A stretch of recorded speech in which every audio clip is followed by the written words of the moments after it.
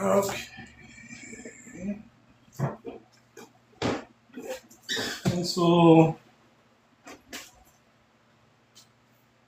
Looking for my eraser. There it is. I don't think there's anybody here yet. Nope. Nobody. Let's see what we've got going on. All fans, versatile, deviant fan club can now create a unique heart me together that responds to the community. Okay, interesting. Hello, some people. I am not sure what we are doing today. Part of our plan was to finish up the Cthulhu here, but I finished that today. Got all the feet put on, sewed on the head, got it all put together, ready to go. The wings are set, got the gills on. I think it's looking cute. So our cute Cthulhu is done. But now I am trying to decide what to make next. And part of the thought was that we were going to be discussing whether or not to make a Pokemon-themed horror monster. But I also have these sketches for making a Mothman or a little baby moth. So I'm waiting to see if there's anybody that comes in with some thoughts, ideas. And while I am doing that, I'm leaving my Cthulhu out here so everyone can see. This is what we made last time, this cute little Cthulhu. Look like a skull. They kind of do when you wrap it around, don't they? Especially these holes, if I do it just right, that would be a fun plan, actually. Making it so that it purposefully looks like a skull whenever I fold the wings in. Take a little bit of adjustment. I could just add like slits here so that the front one actually has like the skull. That's a really fun, I like that. Even like this, it kind of has that look to it because it's got the holes here and then the nose. That would be a really cool thing to add to it. And hey again, Tina T. Tina Ta. I always say your name Tina T somehow. Messing it up at least once every time. And I'm very sorry about that. But yeah, it actually does. It kind of looks like one of those plague doctor masks when you hold it like this.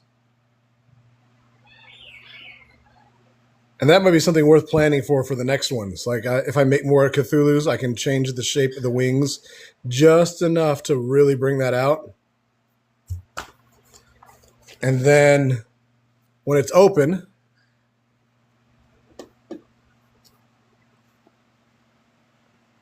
I've got it pretty well balanced so that it stays sitting. The only downside is there's a couple of things with the wings. Because they have the armature in the wing here, it does have some weight, so it kind of pulls it around a little bit. But also, whenever I set it up just right, like this, it looks like it stands up. Well, I'm glad you don't. I'm glad you don't feel like I'm messing it up and being kind of a jerk about messing it up. All right, so I think you had mentioned that you were interested in the idea of seeing a horror kind of monstrous Pokemon, and I've got some general sketches here. I got to find the right page. I had messed around with some sketches for that kind of thing, like maybe making the Gengar with multiple mouths and making it Abomination. But I'm really considering the idea of today making just a small little Mothman. So I can make a bigger one as well. But I'm talking like just a small little keychain sized moth baby. I could do the caterpillar as a cryptid version, but I think making a tiny little one of these as a simple start to finish kind of project would be a little bit of fun.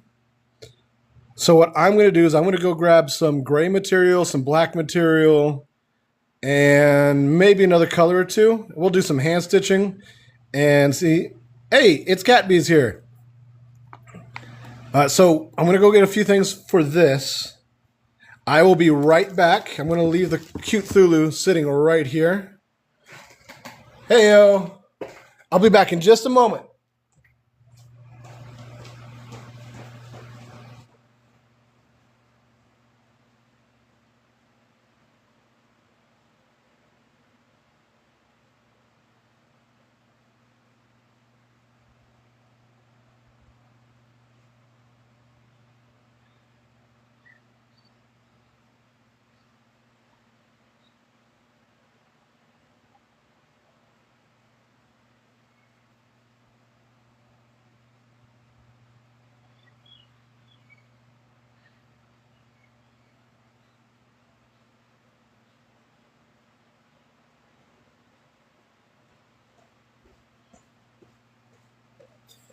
Very sorry about that. Since I didn't know what I was going to be working on, I wasn't sure what the plan was going to wind up being. Check this out, Catby. Tina pointed out that when it comes together, it makes it look like a skull. The eyes, the nose, the mouth. And it'd be really neat to actually make another one of these and then make that on purpose so that when it closes up, this does become a whole skull. Just like a neat layer to add to something like this. But I'm glad you like it. I think it turned out really cute. I think if we give it different expressions, like bring the eyebrows up so it's more like a pouty expression, be kind of fun. I'm not sure if we should do anything to the back. I mean, it's real simple, but there's not like there's a whole lot of need to do anything on the back side of it. But the gills turned out pretty good. The eyebrows, the smaller eyebrows on the sides, gave it a lot of shape, which I was really happy about. And of course, our tentacles. And I think what we're going to do today is, instead of making a multiple day project, I'm going to try and do a 1 day project and make a tiny keychain sized mothman baby. Like a little cryptid baby. And then maybe what I'll do is make some designs to make a bigger one as well. But I think maybe just about the same size as my mice. So just about this size. If I do it right, we can make it so that it can be worn. Maybe at the very least as a keychain. I think that could be a lot of fun. So just about this size. If I do it right, we can make it so that it can be worn. Maybe at the very least as a keychain. I think that could be a lot of fun. Maybe put it so that it hangs at the back of the neck so that it kind of droops down a little bit. So I want to do some adjustment on my camera here. And let's do some quick sketching to figure out how we want this to look. So if we do, I'm going to keep this design. Let me see if I'm pointing down enough. Put this in the center of the camera here. Yeah, so if I do about this design, I can probably do a rounded head with a wedge here to kind of give it a round shape, but I might have to do like a real deep wedge. And then do the same thing on the bottom. Once again with a real deep wedge. Well, no, I can make this one a little bit more pronounced, or a little bit more shallow. Sorry, all my thread is, since my side table is all kinds of a mess. Can you turn that fan so it just blows on me? Thank you. If I do wide and then just a narrow one, what I could do is give it a bit of a belly, and then I can sew the feet in at the bottom, which I can hand stitch. Give it huge antenna.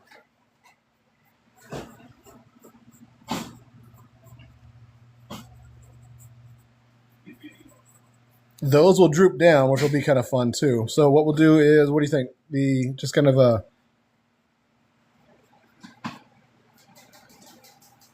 very simple kind of antenna shape down. Something like that. That's funny. I didn't even hear the bird. I'm so used to him being there. I didn't even hear him when you. So if we do a moth baby,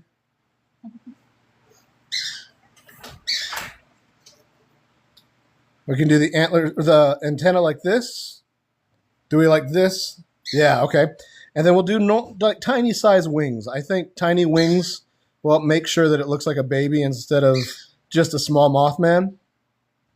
I'll do simple eyes and teeny tiny little hands, which I'll also probably have to hand stitch. And then for the legs, and then once I get this wedge-shaped face, I can do the face and the belly on one piece, and then I will just do a figure 8-shaped part for the body, the back of it, so that it maintains that shape really well. So let's see. Do we think that we would prefer? I don't think brown.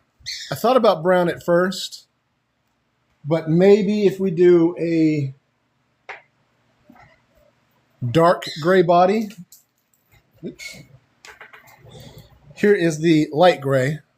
So if we do a dark gray body, or should I do, actually, you know what? Maybe the dark gray wings with just the black body. Because it's oftentimes, I keep seeing images of it looking like a living shadow. So if I do the dark body, then we could decide if we like red eyes or yellow eyes. I think of yellow eyes for moth, but red eyes oftentimes for mothman. Plus, it seems a little bit scarier that way.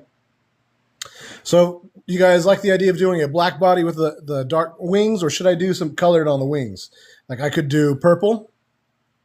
I could even use the yellow for the wings. I also have this green. But I think keeping it all dark would kind of bring out that imagery of it. So then we would have this little guy, about that big.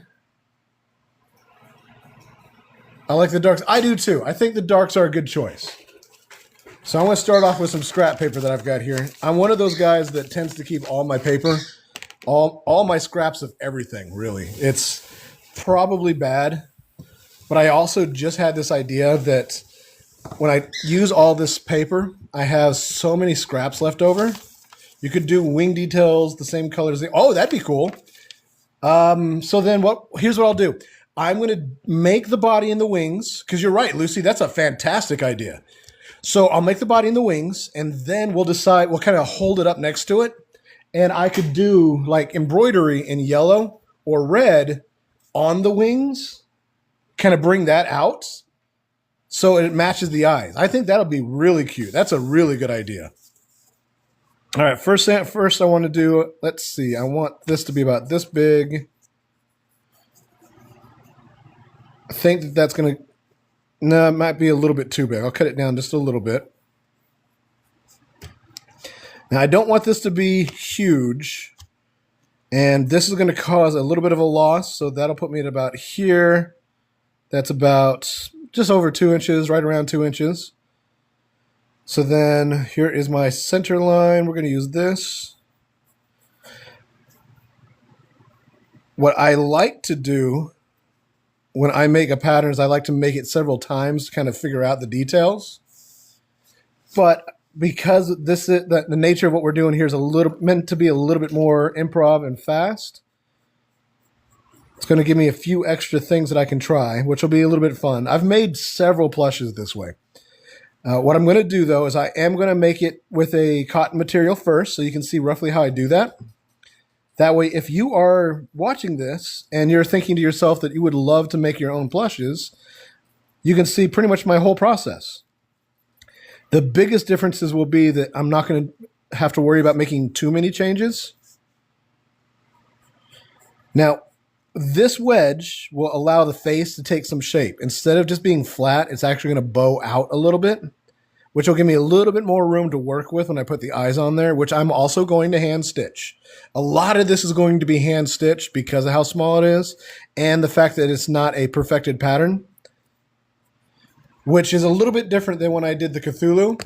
So when I did the Cthulhu, I already had a head that I wanted from another project and a body that I wanted from another project.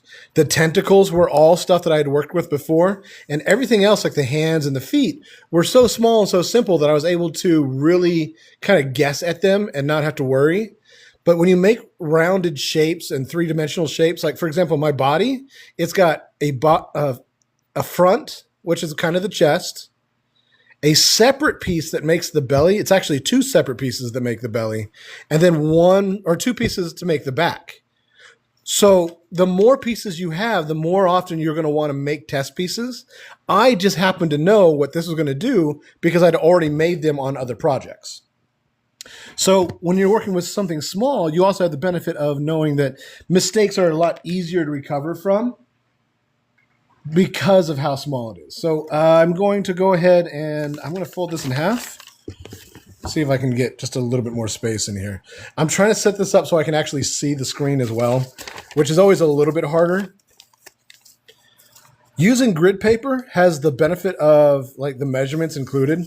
You can see that I have a center line. I don't have to guess where that is. Do I use beans? I have not used beans yet. So Polyfill, the company that I use, the brand that I use for fluff, actually has weighted beads that you can get. And they are fantastic, but a little bit expensive.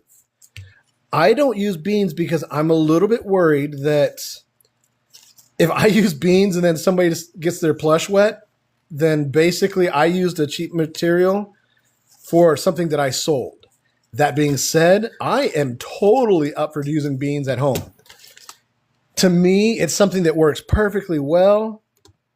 And if you set it up so you can take them out, maybe set like a little zipper bag or something like that inside of it, it kind of gives you a little bit of backup. So there are a lot of options for it. All right, so this should give me, I'm going to show you this little thing that I started doing that kind of helps out. Now this is a little bit harder on a small project, but if you just take clips, what you can do, when you sew, you're going to have a little bit of loss. For example, that's my actual edge. When I sew this, it's probably going to be right about there. So you're going to lose a little bit of shape. So what you can do is just clip where that's going to be, and you could lay it flat and see roughly what it's going to do. Now, this is a lot more sturdy than a fabric would be. So like that corner right there is going to do weird stuff. But here you've got the benefit of seeing roughly what that's going to wind up looking like.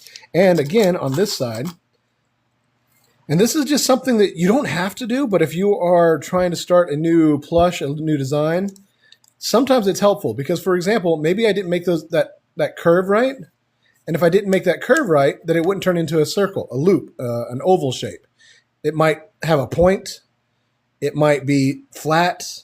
So when you do something like this, you can just get a real quick view of what you're expecting it to look like when you do sew it together. And I'm trying to show you here. I'll show you from the inside. By doing that, you can see that I actually have a pretty decent rounded section instead of it going up to a point because I didn't cut the angles right. And you'll see here, I actually have these going upwards when I cut that.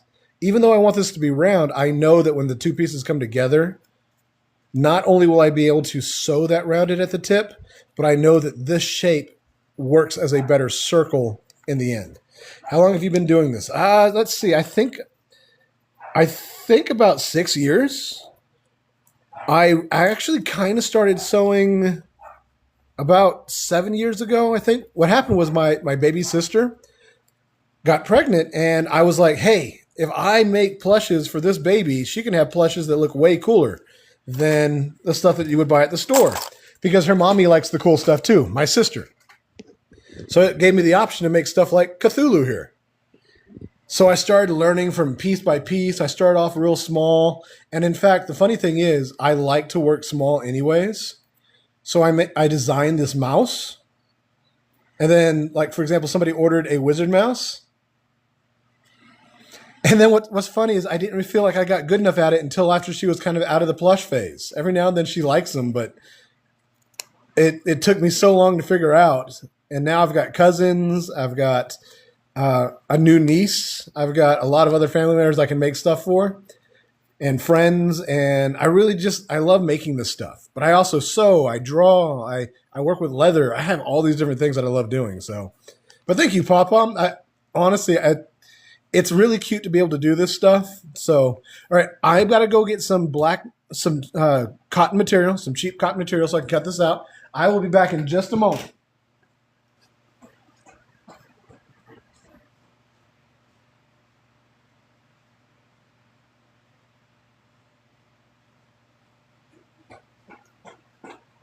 All right, I am back. Do you make bats? I do. And in fact, if you'll give me another second, I'm going to see if I can find one real quick.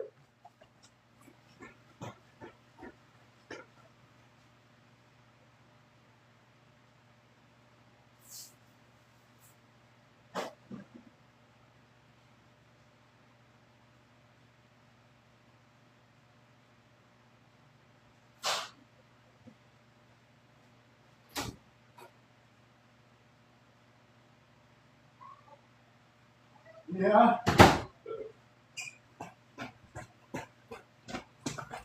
Sorry about that. I actually have not had a chance to show a whole lot of these.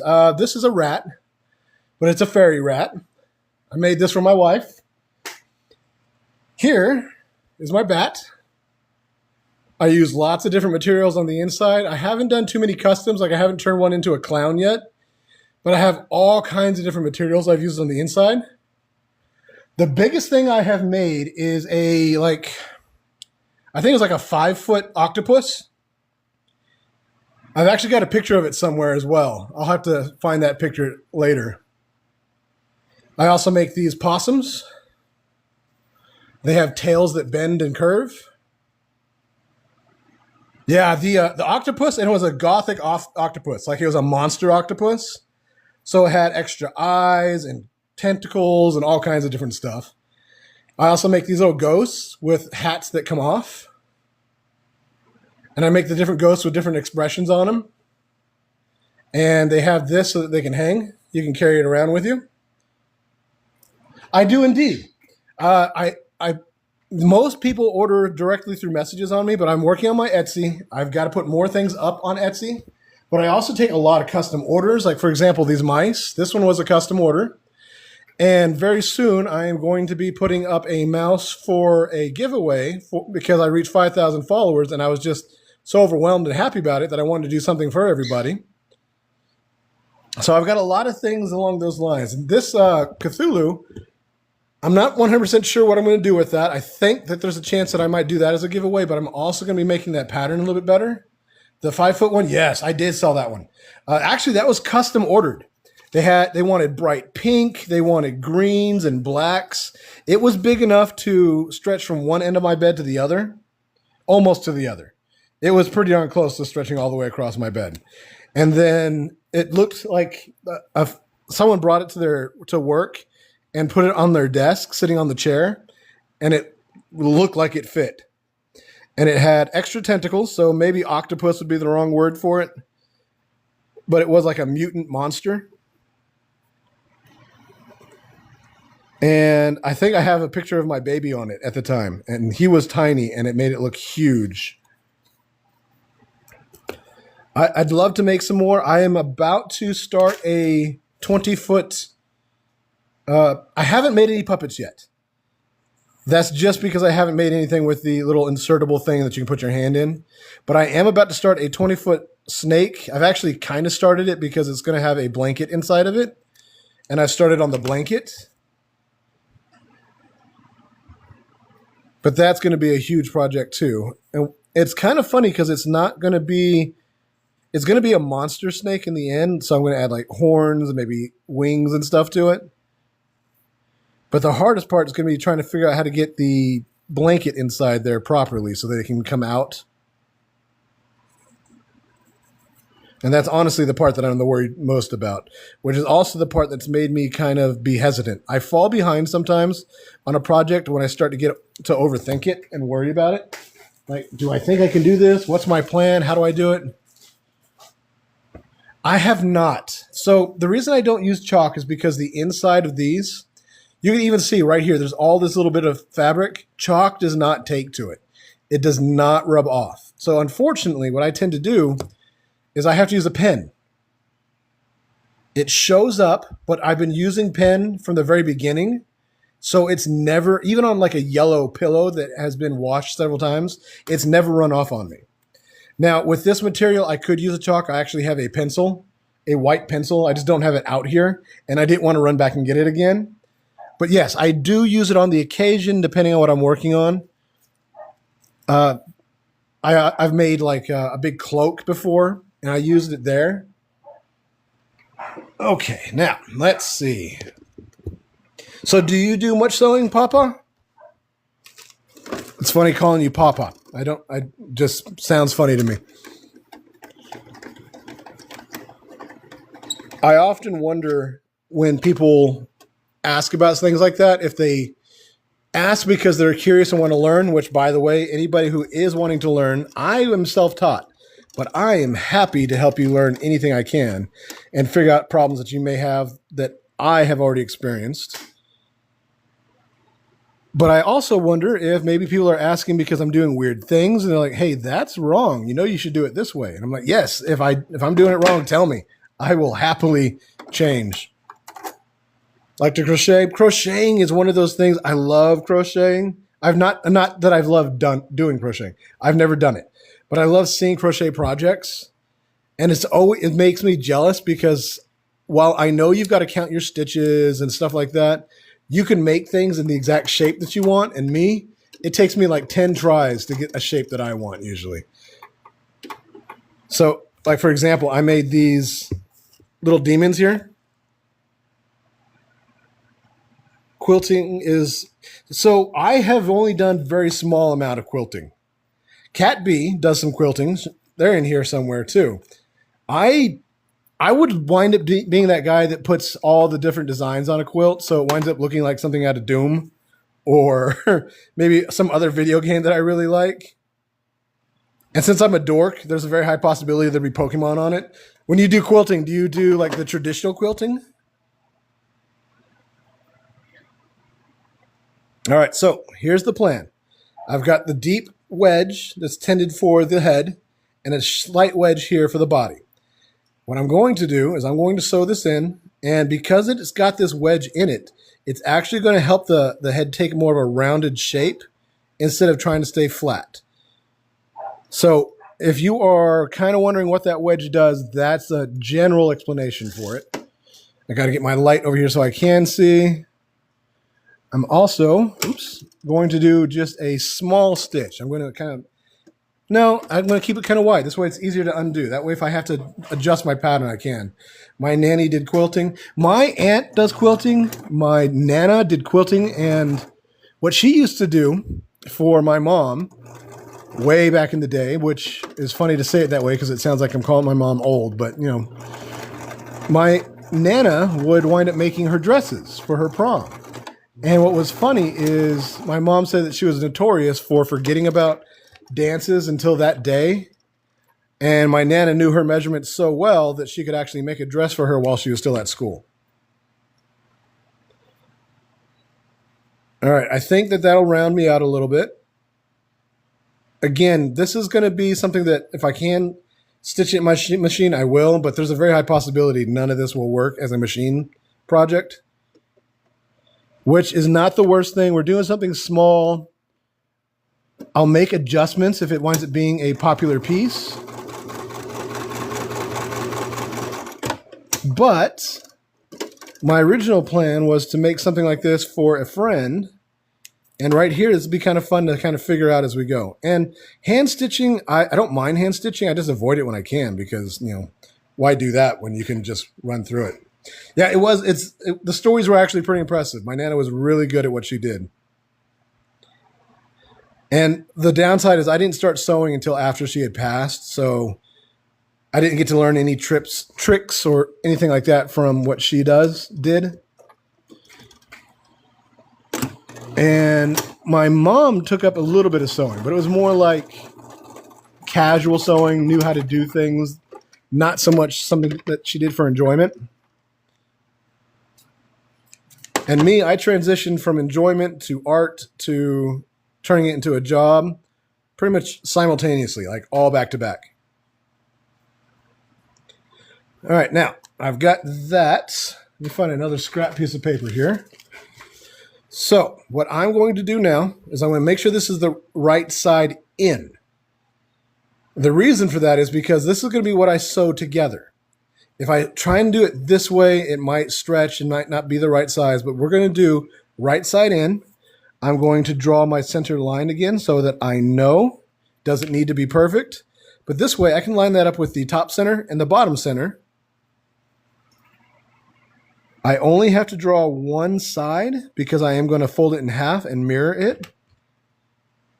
But I'm going to trace my shape and then kind of clean it up just a little bit, just to make sure that it has this figure 8 shape that I want for the head and the body to be separated. Just like the sketch here, which the sketch is just off. I don't think I can get that sketch on while still working on everything. I'll just back and forth it. Here we go. So that's going to be our sketch, our reference there. So now I've got this piece that should be, give or take, the backside of our moth baby. Here's the front that we've already cut together. And what I can do is just a real quick stitch all the way around, just leave the bottom of it open, because the next thing I'm going to try and figure out is the legs. Now, I don't have to worry about sewing the legs into this. I already know how I would want to do that in the final version.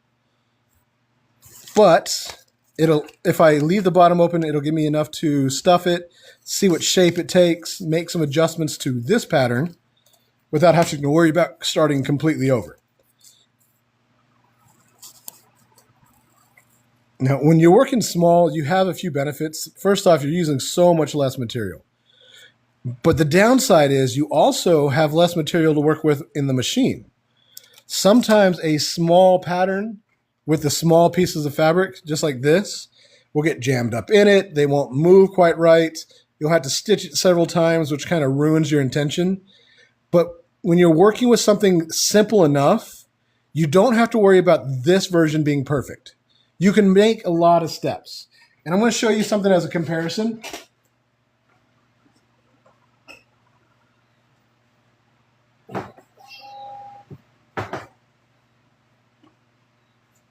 So what I was doing is I'm also working on making a frog. So this is where my frog is now. Yes, it's still very small, but I'm able to do the stitches on everything because I've failed several times because I started roughly about like this. And each time I fail, I adjust the top pattern or the bottom pattern or whatever needs to be adjusted. And then I add or make changes. Like, for example, the next one of these I make, the thigh is actually going to curve up a little bit more. And the leg is going to come in a little bit more. So that what ends up happening is it looks a little bit closer to this when I sew it together. And the intention is that each time you kind of add and subtract, you figure out how you want it to look a little bit better, where you need to add extra pieces. Like, for example, I learned that if I keep this open, that's fine, but I want a flat back. So now I know that I need to keep a little triangle wedge here open so that I can sew that on separately. With what we're doing right now, it's roughly the same thing, just a lot less concern because there's a lot less shapes in it. And this way I can kind of fail a few times at this small version without having to worry about starting completely over. Keeping your patterns, the failed ones, like for example this, if it fails, will give you that space to work with. You can just kind of trace it, recut it, make whatever changes on whatever parts you need. And it's one of those things that just keeps things a little bit easier. And then once you know what you're doing for the final version of it, I have learned that a lot of times I still have to make it several times so I know what order to make it in, or if there's still a few more adjustments once I actually get it into the material that I'm using, because there's such a big difference between this material and this material. I mean, this is just a thin cotton, and this is like almost twice as thick just being fuzz. But you learn a lot of those little things as you kind of work on a project. And yes, if I were to use the chalk right here, that definitely would be easier on me. I just did not want to run off another time to go get it is all. So when you're using this like a darker material, especially when it's a cotton material, I really do advocate for the colored pencils or the chalk or the soapstone, because you really can see it a lot better. I can see it because I'm here. You might be able to see my pen lines. I'm not 100% sure. But the easier you can make it on yourself, the better. You don't need to make anything hard on yourself anyways. Get my material, my piece up here.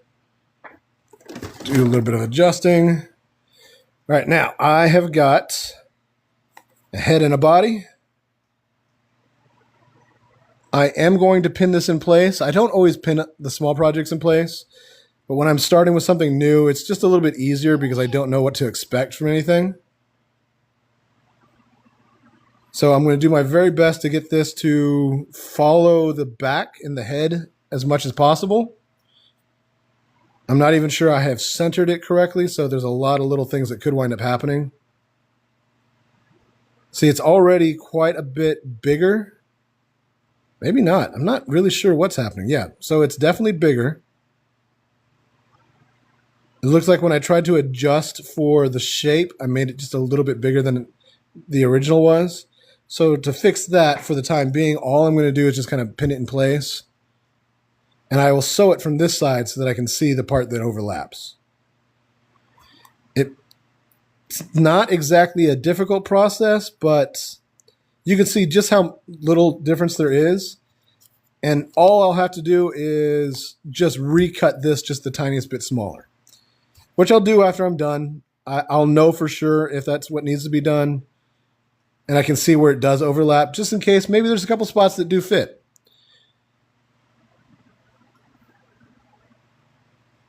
And I'm going to leave the opening at the bottom side, about where the butt's at. So let's go ahead and start that up. I do like to use a longer stitch when I am doing something like this. And the reason is because if you get a real tight stitch, if you try to seam rip it to try and fix it, let me show you what I'm talking about by seam rip. I have got my seam ripper here somewhere. It's Desperoo. Got my mouse pattern. I got some extra stuff. My sideboard is all kinds of messy. Ah, there it is. Okay, so like this. Now, if my seams are farther apart, let's say that this is a tight stitch, so the needle goes in here, here, here. That means that it's hard to get into it. But if I have a wide stitch, even wider than what I would normally use, I've got all this between here and here that I can find to pull it out. And it makes it a lot easier if you have to rework a pattern, if you can take it apart really easy. I mean, when I say it that way, it sounds obvious, but it's not. I used to sew it the exact same way I would do a final project. And then I'd be like, oh, I have to fix this, or this is too small, or this is too big. Oh, I missed that spot. And then I'd be like, wait, now I've got to start all over. I have to cut an entire new piece of material just to kind of get an idea as to what I'm doing. And I am also one of those guys that likes to save as much material as I can. It's not exactly hoarding, but it's not far from it because I don't want to spend the money on wasted materials. And in fact, this is actually just a bed sheet. It was an old bed sheet. It had some holes in it. I wasn't ever going to use it again. And it was going to work perfectly for me making extra prototype plushes. And I don't know if you can see, but the material is moving a lot because of how wide my stitch is. And I'm not backstitching it either. Again, for that sake of being able to undo it quickly, the less work I'll have to do later. Like right now, if I pull that hard enough, it might pull the whole thing out. Thank you so much, Kayla. I haven't had a chance to make too many new things in a while, so I'm really loving doing these lives where I get to make something new. So it is a lot more fun this way. So I'm hoping that this Qeird Wednesday thing winds up being kind of cute too. Especially since it's meant to be a baby mothman, which is like right between cute and creepy. Do you have a website to buy it, or are they by order only? So far, everything is by order only. I have a friend that is helping me build a website, so I should have something up soon. And I do have an Etsy. I plan to do a couple of the other markets as well. I just haven't had a chance to build up a page on any of them. And that's really just a case of it's right now that I'm kind of getting more and more capable at doing this. It's summer vacation too, so my son is home. And in fact, it makes working on new projects very hard to keep up with. I can do projects I already know because, so for example, if I'm making a mouse, I can go on auto drive. And then I can just kind of make the mice. I've got several orders. I'm about to close my orders down until I get caught up. But I know how this works. I've got a pattern for it. It's all right here. I can just cut it out and run with it. But then if I'm trying to make something new and I've got to make corrections on it and I've got to adjust it, I've got to fix it, I have to use the part of my brain for focusing on it that is also the part of my brain that is focusing on things around me. So I realized real quickly I can't work on something new too much when my son is home alone with me because I do not like the idea of losing patience, and I have to make sure that I don't accidentally snap at him, which is very important to me. A mouse is what I want. Oh yeah, I could definitely do that. I not only that, but I made video of me making the wizard hat and cloak. But I can do so many different things. I've got the clowns. I've got. I just bought some new magnets, so I can start using those to try and make like accessories for the mice. Plus, I do bunnies at that size. But I've got a lot of little plushes that I make, and I'm working on another balance too, which is pricing them adequately. Right now, they are priced as low as I can possibly make them. And that's based on the idea of how much time it takes and materials and everything else. Because I know that it's just a little tiny mouse. Yes, you can wear it with you. It's actually made so that you can wear it as a hair clip or a clothespin. And they've all got the little loop on their back so that they can be worn as a charm or a key ring. But I also know that it's not super important. So I try to keep it fairly priced. But I'm always trying to find a balance on that as well. What I'm really hoping to do very soon is make a whole bundle pack. Some digital stickers, some oil paintings, watercolors, photo shoots, maybe some leather work to go with it. I want to make a bag, like a tiny backpack for them to sit in, because I think that also make like a really cute keychain. So I'm trying to do as many different things as I can because I really love them, but I'm also trying to diversify enough to show some more options. Okay, so let's see what we've got here. First off, I guess I'm going to have to adjust how I do that. I don't mind the fold of the neck. It actually kind of makes it a little cute. I don't know if you guys can see that. So it would make the neck look like it's drooping down just a little bit.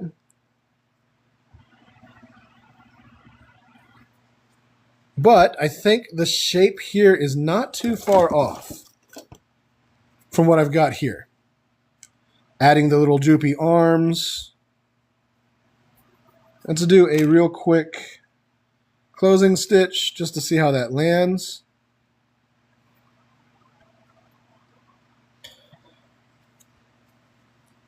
Now, when I hand stitch, another good thing that happens is I'm actually able to get really close to the edge and have a lot more control over where the stitching is. As you can see, I can get some good curve using the machine. But when I hand stitch, it's a little bit easier sometimes. And I've done small projects where I started off using the machine, but by the time I decided to finish it, I actually was just hand stitching the whole thing.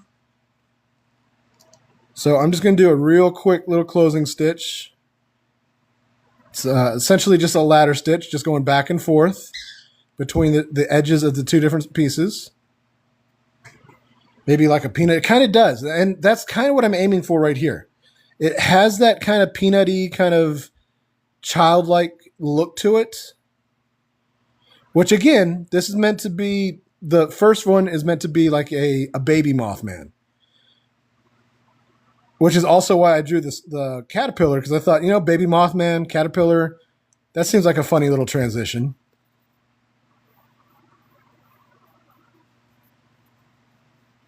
So we get this peanut shape. I add the droopy arms and the eyes to it, and then when we get the wings on, it becomes like more of a Mothman, moth baby. You can see I'm tucking in the edge of the material between stitches. And that's just because I want to make sure that I know what it looks like when I get it all sewn closed.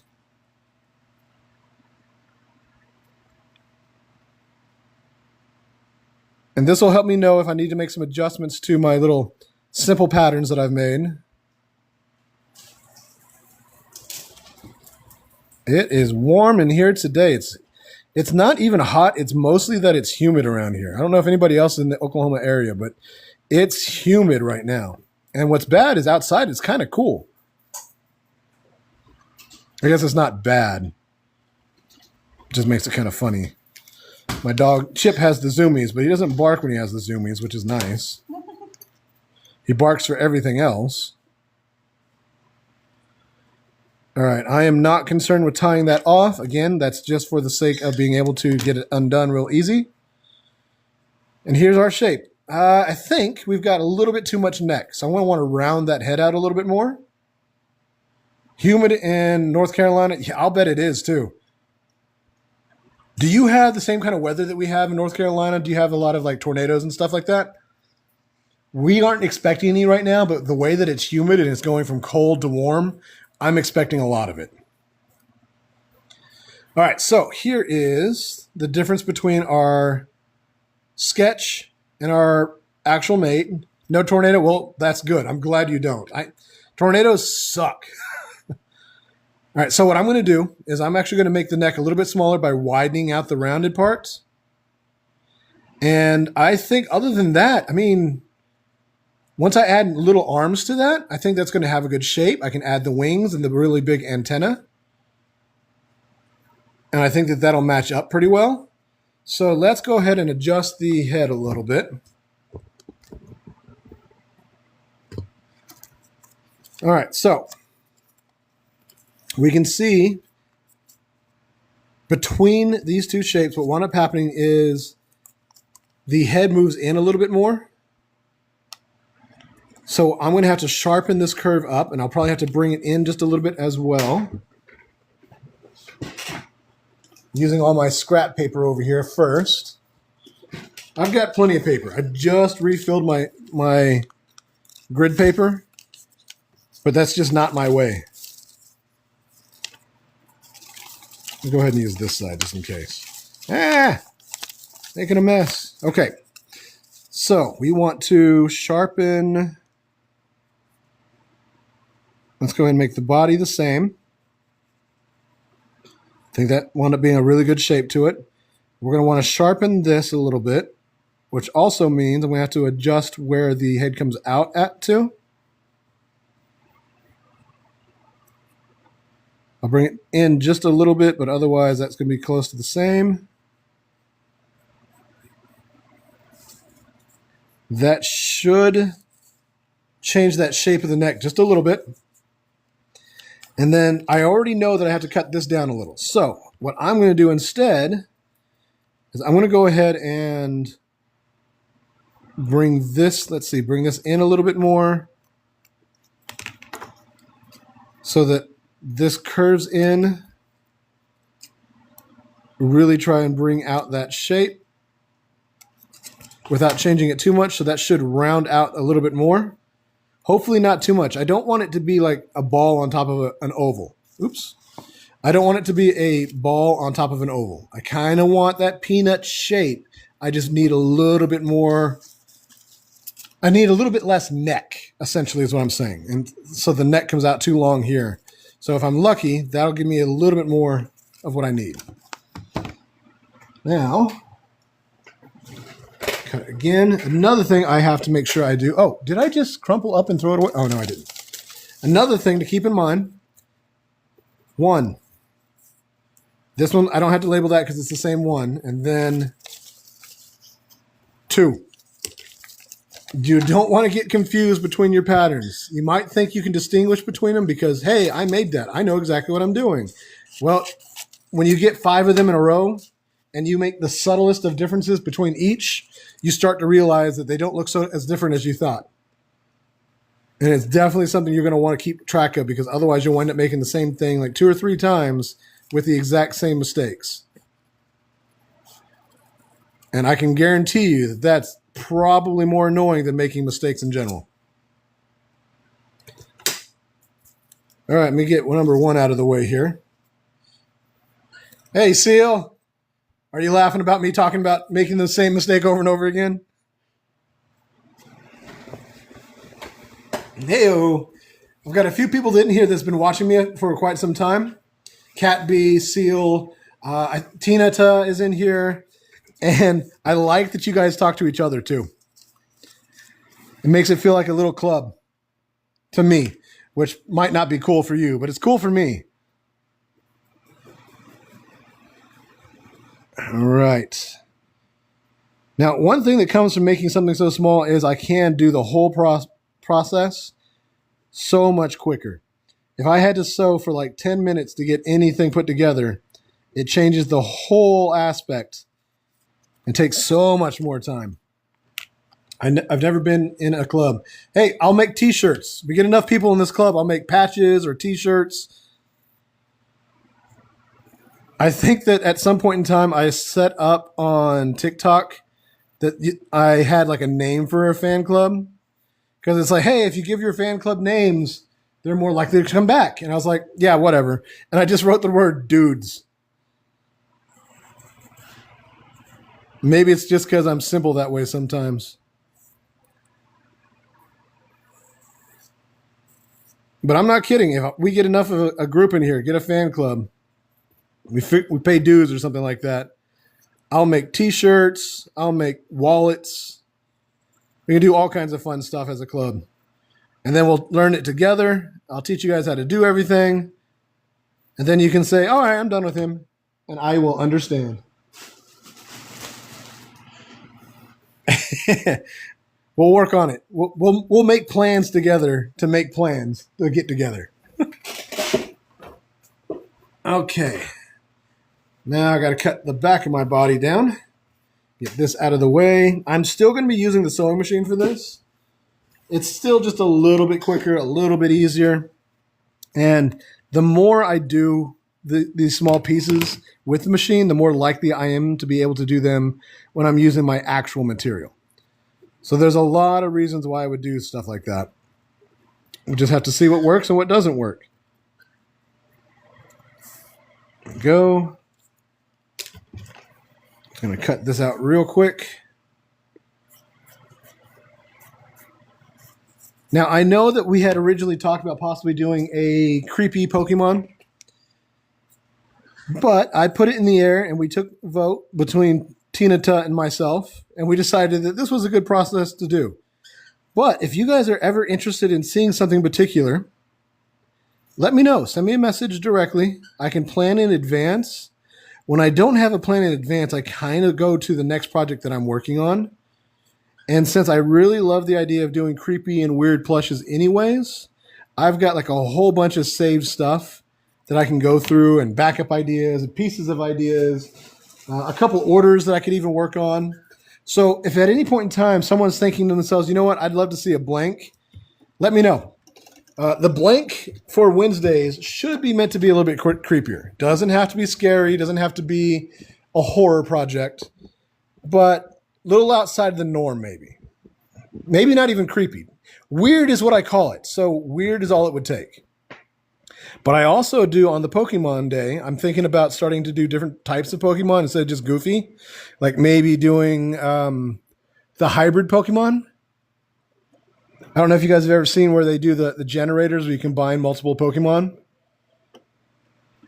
Or maybe I could do that as my horror Pokemon day. I almost made a hamburger Pokemon on Monday because of the holiday. I thought it'd be kind of funny to make it. Everybody grills on a Memorial Day, so I thought it'd be kind of funny to make a grilled one. And it was going to be something like Ghastly or Chinchou or maybe a Voltorb because they're already in that rounded shape. And I could have turned them into buns. And I thought that would be kind of fun to do. So there's a lot of options here. And since I really do enjoy working with people that have suggestions and thoughts, and when you guys stop by and tell me what you'd like to see, I really do try to do those things. I don't know if a whole lot of people doing live will, and I'm not trying to discourage the idea of not doing that, but that is part of my goal. I really would love to interact with people and have fun doing the different stuff. And we are back to this point. I'm going to pin again. Hopefully just enough to keep it in shape so that we can see what it looks like when I throw it together. I can already see that some of it is still a little bit big, just not as. I just had to slide things around a little bit, stretch one end and compress another. Just enough to get the two of them to follow form for the time being. And it actually looks like the adjustment that I made may have fixed my problem, because if you look at this side, you can see that it doesn't overlay on either side by very much at all, which is great, definitely helpful. And once again, I'm going to leave the bottom of it open and hand stitch that closed.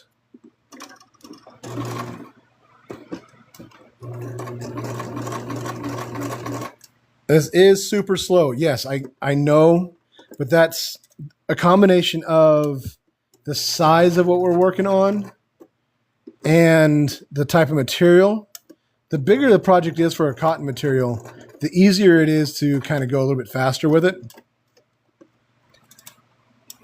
But as stands, I don't want it to fray and come apart on me. I don't care if it lasts forever. If it just lasts long enough for me to look at it, I've had that happen multiple times, and that is good enough for me.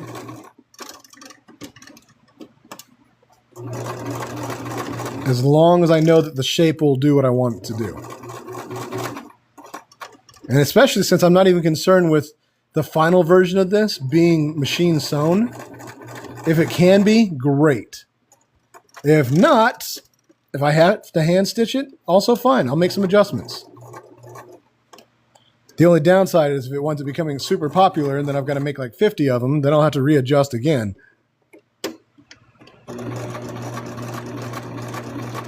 And that is not a problem. Just so you know, I'm not saying, hey, don't love this. I definitely hope that you love it. All right, so that gives me, I think I've got the whole thing stitched pretty solid. Right side this out again. Now I can hear Chip barking. He just came inside, so I know he doesn't want out. Sounds like he's trying to play. There we go. For those of you who are new to my channel, my page, whatever you want to call this, Chip is our Chiweenie. One part Chihuahua, one part like weenie dog. And he is very yippy. When he starts playing, he is just yippy as all get out. But what also is funny about that is there are a few people in here that have been around long enough that know his name and probably think that I should make him my mascot, which is not the worst thought. Get this back up here so we can see what we're working on. Trying to make this little thing. Trying to do it somewhat quickly. I don't really know what is fun to watch. So I picture that if I'm just kind of casually working on a project, someone could be like, hey, this is dull. You should do blank. And then I could just adjust for it. So if you're watching me and you're thinking, hey, it would be so much cooler if you did something a little bit different, please let me know. I can't guarantee everything that I will do, but I do listen and I will definitely try. My whole goal in doing this is to turn what I love doing, which is all art, into a living. And it's still weird because I'm so used to making art and then just kind of it being the thing that I do that making it into a business feels not icky, but not icky. So there's a balance between trying to advertise myself and just doing the stuff that I love doing. So if you ask and there's something that you would love to see me do, I am definitely going to be here and I'm definitely going to make an effort to try.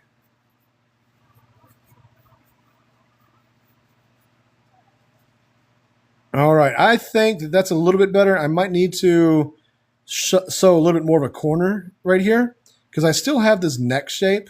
So I think what may be happening is when I sew around this edge, I need to go in more and then back out.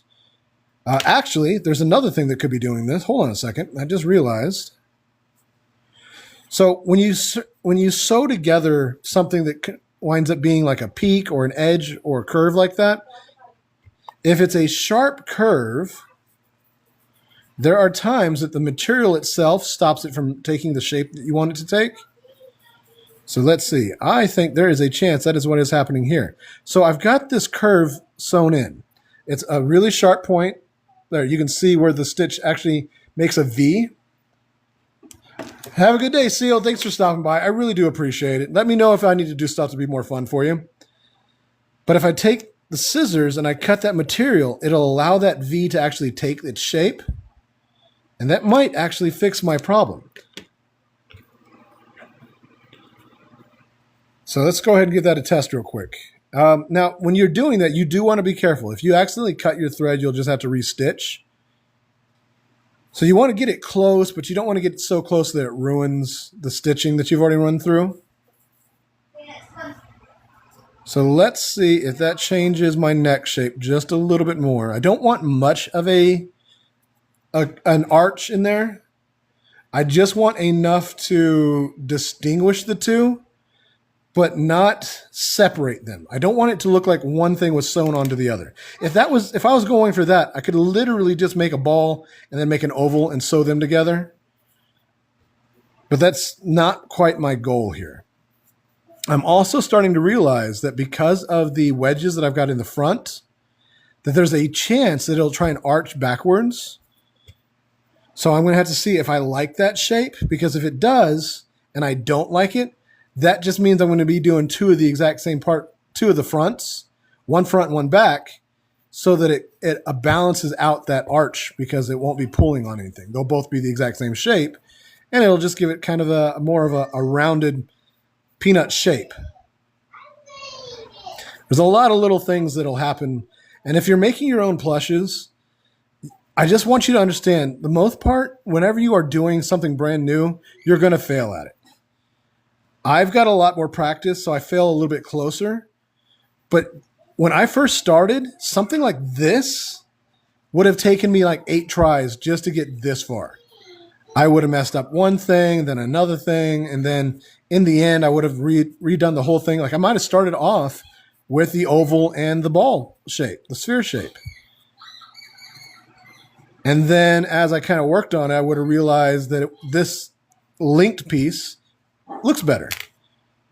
All right, so here is exactly what I was worried about. There's more material between here and here, so it gives it that back of the neck kind of arch. And if I did the same thing on both sides, it would be a little bit more balanced, but you can tell that it's leaning back. Now, that's not a horrible ordeal. It may be exactly what I thought I like, but I'm just going to go ahead and finish putting this together and then see. Some of it can be fixed by overstuffing. You can see that it doesn't arch back quite as much now. But that's going to be one of those, do I want to deal with that? Do I want to adjust the pattern so I don't have to worry about trying to overstuff it? Kind of questions. Speaking of overstuff, I think that's too much fluff. And now I'm going to go ahead and sew the bottom of it up again. Once again, just a real quick and simple closing stitch. I don't need anything super permanent. And you can already see the material's already starting to fray. And if it was something that I was concerned with keeping, I would do a little bit more adjusting to it. Not only that, but the material that I'm going to be using in the end doesn't fray the same way. And even if I decided I was going to use this cotton material, there are ways to keep it from fraying on you. Different types of stitches that you can use. I could even go so far as to use like a fabric glue just to hold the edge in place. So there's a lot of different things depending on what you're aiming for. So keep that in mind when you're kind of working on a project. It doesn't have to be one way or the other. As I've mentioned many times, rules of art are pretty much the same as the pirate code. They're all just guidelines. There's a line between what will and won't work, and then you have to decide how long you want it to work. Of course, for me, when I make a plush, I want it to last as long as possible. I picture people falling in love with it and taking it everywhere with them. And then if it falls apart too easily, then it just seems like it'd be a huge problem. But when you're working on something at your own home, you know how to be careful with it, what kind of special treatment it might need. So you can do a lot of things differently when you're working on something for your own house. And now, if you're wondering what I'm doing, I'm actually just stuffing the material back inside. And the reason is because it's so small, it's so close to the edge that as I do this stitch to close it up, it just starts trying to stick out. And obviously I need it to be in so I can see what shape I'm taking. So every couple stitches, I'll just kind of push that back in. Try not to push too much of it in because otherwise I got to pull it back out for the next set. But you can also see that sticking close enough to the shape of the material that I'm still getting the rounded shape. Even when I pull it tight, it's not binding up or flattening out anywhere.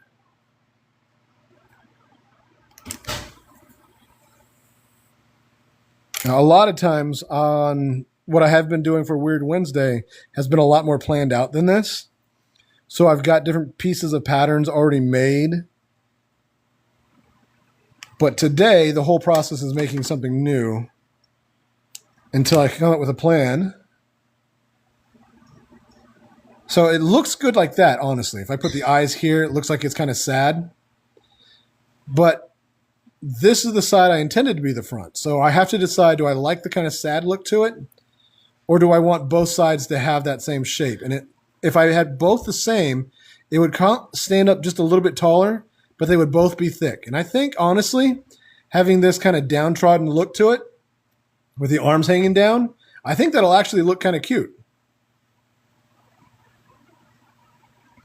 So that means I have to figure out the antenna, the legs. The arms are real easy. I'm just going to do little nubs for the arms. The legs shouldn't be very hard at all. I think the bigger question I'm going to have is, do I want to actually go through the process of making them? Cover the hump? It might. And with the hump on there, so if I put my little ring on the back here, and that's where the ring holds, I think that it'll hang nicely. You know, if it was like on a keychain. And then if I put the wings here, you're right, they'll partly cover the hump, so it'll just look like he's tilted downwards. And also, if I sew this a little bit more rounded, it'll get rid of that hump a little bit more too. So if I sew just a little bit more rounded, that'll fix it. So there's a lot of little things that I'm thinking that when I finish this one up, will wind up landing a lot better than I'm afraid it will. So it's really just a case of trying to decide how I want to do these legs. At that size, if I did a machine stitch, I'd almost have to make them about as thick as this chopstick. And that's not a bad thickness. And the reason for that is I'd have to be able to right side them out. So whenever I sew it together, it has to be big enough for me to right side it out. And then I could always hand stitch the foot. I could do an entire hand stitch piece, but that would be about this much hand stitching. And I'm really not thinking I'm super into that. So I think what I'm going to do is I'm going to try and build it so that it's this size. I will do that later. And then for the time being, I'm going to go ahead and do some tests for the antenna. Let's see. We want really big antenna. So I'm going to use this as my pattern for it. If we did all the way to here, let's do just a little bit more. Do we think that that would be a big enough antenna? I think that because it's going to lose some of its size when we sew it together, I think that that'll be a nice big size. So it's big enough to swap inside out. Exactly.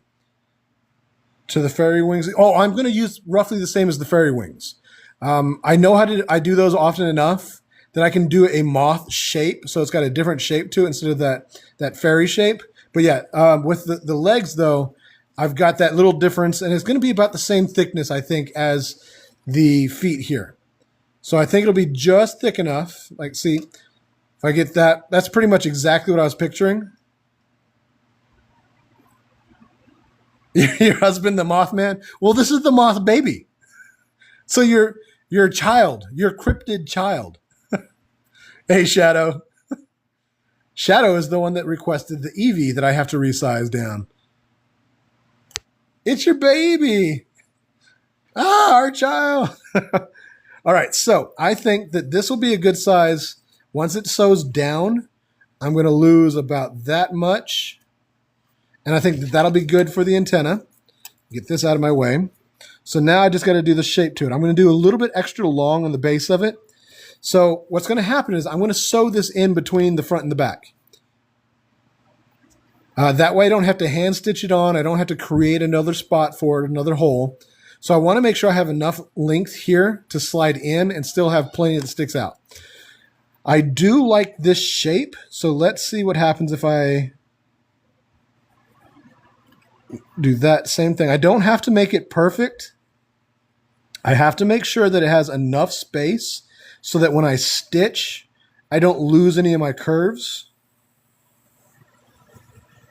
And then I think down here I will do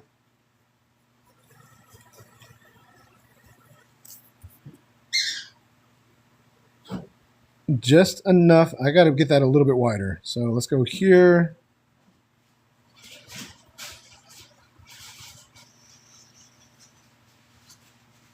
Now, the one good thing is, let's say, for example, this takes off.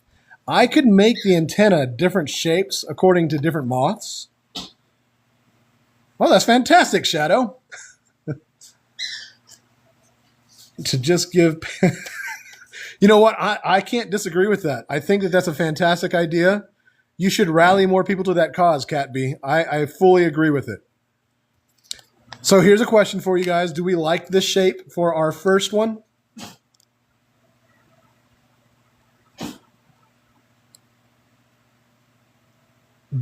Do we think that this is going to be a good enough shape for our antenna to begin with?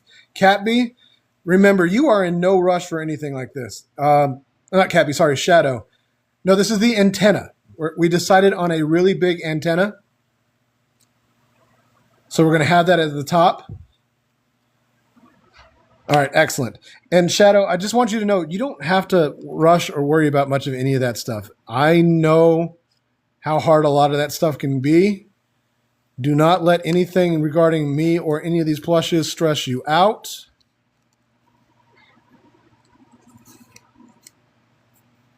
I am still working on yours, and I am still working on everybody else's order.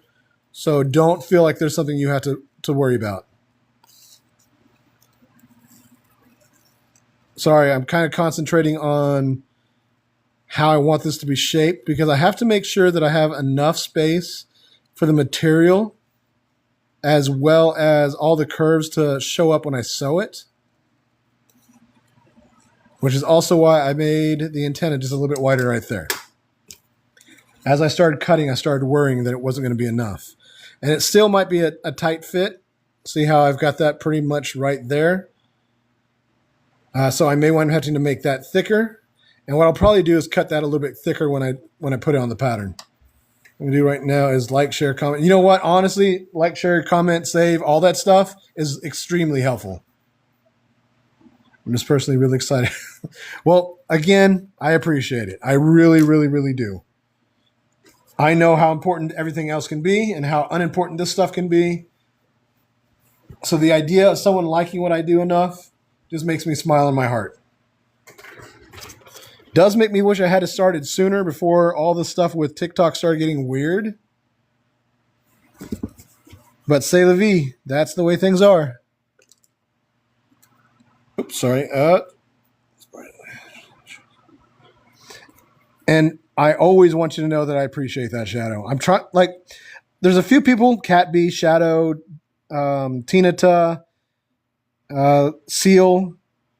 John's been in here a few times. Shadow, of course. There's a few of you that have been in here so many times ever since I first started that I'm doing my best to make sure that you know how much I appreciate you, at the very least, by thanking you and acknowledging you and saying hi and talking to you. Remembering when you're going to school for, I want to say social work. I think that's how it was described. Hoping that school's going well, hoping that the job hunts are going well, hoping that you're staying healthy, all that stuff. I'm trying to get as much of this sewn up as quickly as I can. There's a very high possibility that what we're going to wind up doing is getting these antennas sewn, and then I will wind up having to do the final version off camera. Which reminds me, what would you guys like to see me do next? We had talked before about me doing a scary Pokemon. I always worry about your mental stress. See, I've got the side of it that I enjoy doing this, and that this is what I want to do, and I don't mind working hard. I just worry that I'm not working hard enough. So what I do instead is just keep trying. Like, if I worry too much about it and stop, that's not going to be helpful. But I appreciate that, Shadow. I am doing my best as well. So we could all like back each other up a little bit. Had one of those weird tickles. Beanie is for sure, and Houndoom. Yeah, Spooky Houndoom would be fun. I like Houndoom. I think we talked about that before, how the edgelords decided that it was not quite cool enough. Like somehow it just wasn't as cool as it really should have been. Like people don't like it as much. And I recently discovered there's some really cool arts for it in a couple of the cards too. Which is something new as well, because I hadn't paid attention to Pokemon cards in a long time. And now that I'm making the goofy ones on Mondays, I let my son open up a pack every Monday, and he enjoys them. But he also is just like 4, so they're kind of just like a thing. He doesn't have any idea what he's doing. He likes it. He doesn't like it. He's not going to take care of them. That's all okay. So I'm also trying to cut out the shape, which again, since I'm not using a white marker or a piece of chalk, I am just using a pen. It's a little bit harder to see. I've got to angle it just right in the light. It almost would have been easier just to put 2 pieces of material together and then just hand stitch this in the general shape. And I know moths have a lot of moths have a more pointed antenna. So that may be what I wind up having to do in the end. On the cards, I get awesome. I play TCG Pocket and make sure to get Houndoom. See, I haven't had a chance to play the TCG for Pokemon on my phone. I used to play it for Magic, and then I started doing this and realized I didn't have time for that. And then also Magic started doing all this weird stuff that I wasn't interested in. I like Teenage Mutant Ninja Turtles, but I don't really want Magic cards for it. It kind of makes me think of Fortnite now. All right, let's see if I've given myself just enough space to be able to right side this out. I think that the curves that I have drawn are going to disappear as I sew. Yeah, I really think that I'm going to have to rethink the shape or the process. I could always hand stitch this. Again, we talked about that a minute ago. I'm just trying to avoid that if I can, because if I can avoid it in the overall, then it makes it so much easier to make multiple versions of it. Especially if I wind up making like different types of moths. So like a lunar mothman or a, let's see, what else have we got? Bahamut mothman. So I've got a lot of options I can make mothman versions of, but I just have to set myself up in a successful way to be able to do them. And there are some real pretty moths. I love moths. I've got some watercolors I've done focused around moths and frogs too, which is part of why it bothers me that I haven't already gotten a frog design for a plush. But I think what happened was I was a little bit more doing different things at first, and then when the mouse took off, I was like, well, I got to take advantage of that, so I'm going to go ahead and do a whole bunch of mice. But now I am starting to branch out again, and I'm thinking to myself, man, you are way behind on the stuff you would love to have done. I'm doing this real slowly, just like a couple stitches at a time, because I'm afraid that it'll go right off.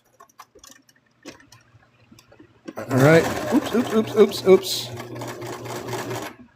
Now, if I was doing this as a final version, I could do like a zigzag stitch where it was on, off. Then I can get way closer to the edge. But for this right here, it's really just a test, and we'll see what winds up happening with the details of it. I don't know if you can see, but I got a whole lot of missed space on the edge of it. It's something I could work on more as I do more of these. But all this extra space has to come off in order for me to even see what it's going to look like when it comes undone, or when I right-sided out. I see a couple messages popping up on the feed. Give me a second here and I will look at them. I promise I am not ignoring you. I'm just kind of doing like 2 things that I was focusing on. Didn't want to accidentally cut into the thread while I did this. There we go. Get all this stuff out of the way. Here we go. Weird question. Are you able to make plushie accessories? Yes. So I've got a few things that what was it? Mothman, your ideas remind me of a baby Mothman collection squishables. I didn't know that there were baby Mothman collectible squishables. That's funny. As far as accessories go, yes. In fact, I have recently found magnets that I am going to be using to make this giveaway mouse. I'm going to put a magnet here so I can do hats that can exchange out. And I can also make like pins or other things like that. For example, I have that busty bunny that I was making, and I gave her a cloak and a hat and glasses. So there's a lot of things like that we can do. So if you're interested in certain types of accessories, let me know. I can give you a few more ideas. If you tell me what it's for, I can maybe adjust thoughts accordingly. I mean, of course, I do like the hoods and the hats and the cloaks for the mice. So there are a lot of those. Looks like I have to do this a little bit slower. I think I have a whole bunch here. So I can fit the chopstick through. That's not really the problem. Now what the problem is fitting all this material through. So I have to do it a little bit slower. I have to get the inside of it to go actually swap so that I can push and pull. So now I got a little bit through. Oh yeah. We can even make accessories for your Houndoom, or you can make like an accessory for your Houndoom, and I'll make the accessories for your little Eevee. We can make matching accessories. And then depending on what we do, like some things I can make it so that it just like holds on because of its shape, like a hat or a hood. And then there's things that we can put pins on or magnets into. And I think that that's going to work for our test version here. That would be roughly what our antenna will look like. I will have to make some adjustments because I think it looks more like a pine cone of some sort. Dye for a Link classic outfit. That'd be funny. Make a Link. It could be whatever color you want. I'm already looking for that mahogany door. But yeah, a Link outfit with like a derpy sword. One of those swords that you picture the cartoon character taking out and going. All right, so I think that as far as size goes, this works. As far as shape goes, I'm going to want to do some adjusting. I think I'm going to look at a couple moth designs, like actual moths, and pick a different shape for it. Maybe something that just sticks out. So let's see. I'll draw it up so we can talk that through. So I've got this one where the peaks, the antenna kind of sticks out a little bit. And this one I had it going in. But what I can maybe do is make it so that there's the base and it looks like it comes out like this. And then what I'll do is kind of adjust accordingly. Once I make a few more, I'll know exactly what kind we want. So that means we have got a good... Do we like the size of this? Looks like the Master Sword. For sure. Do we like the size of these antennae? Do I need to make the... Okay, cool. So I wasn't sure if the size would show up well enough or if we needed to make the wings to find out. So I'm going to go ahead, cut some wings real quick. Let's see. I'm not going to do as big of wings. In fact, the biggest part is probably going to be the antenna.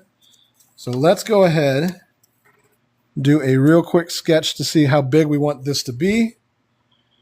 I do want it drooping down. I think that it drooping down will add to that, the way that he's already kind of sad looking. So we'll go downwards.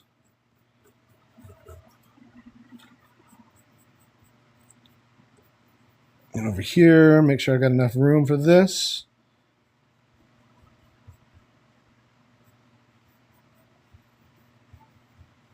Again, I have to make sure there's enough shape so that it can sew it. As you can see what happens when I make the shapes too tight and too small. Now I think that this needs to be more in. Do we, let's see, have an opinion on this? So basically, let me go ahead and get my pen so I can reaffirm my sketch. I did not realize you guys couldn't even see here. Maybe a decapitated mouse. Yeah, decapitated mouse could be fun too. I could also put the magnets in it, so it's kind of like the headless mouse. All right, so we'll do a little bit of a loop here. I'm just trying to do this so we can firmly see what the sketch looks like.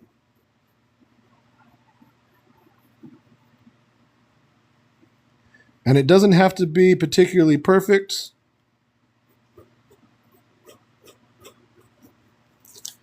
Do we think that that works okay for a moth wing?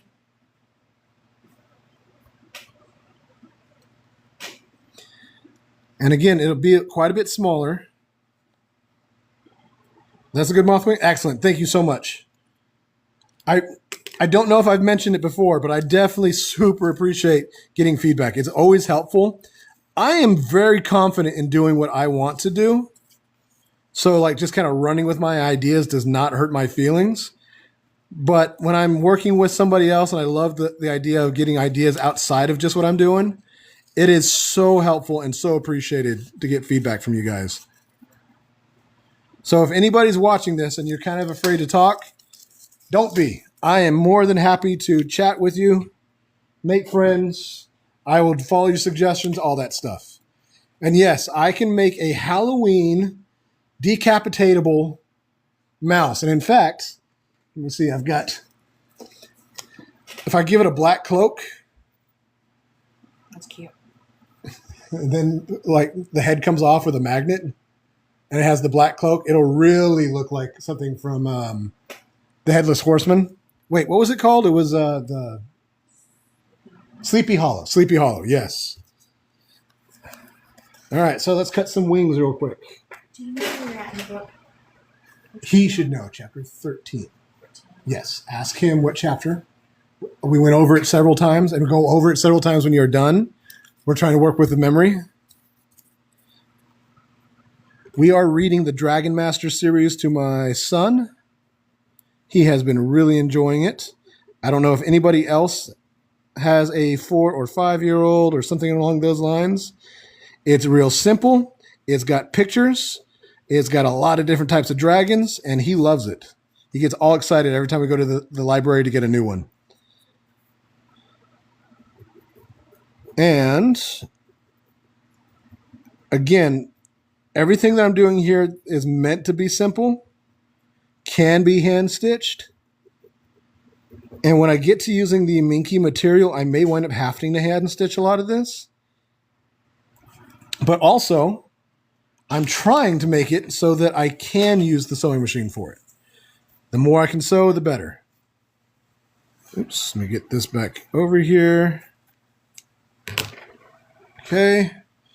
But take your time, no rush. Adorable. Sleepy Hollow Mouse will be next. Okay, I can definitely do that. We'll do a Sleepy Hollow Mouse next week. Or finish this off and then do the Sleepy Hollow Mouse the week after. Either way, we'll do the Sleepy Hollow Mouse next. And that's going to help out a lot because I can plan for that. I can do a few extra things outside so that I don't have to do it all at once. I can cut the material beforehand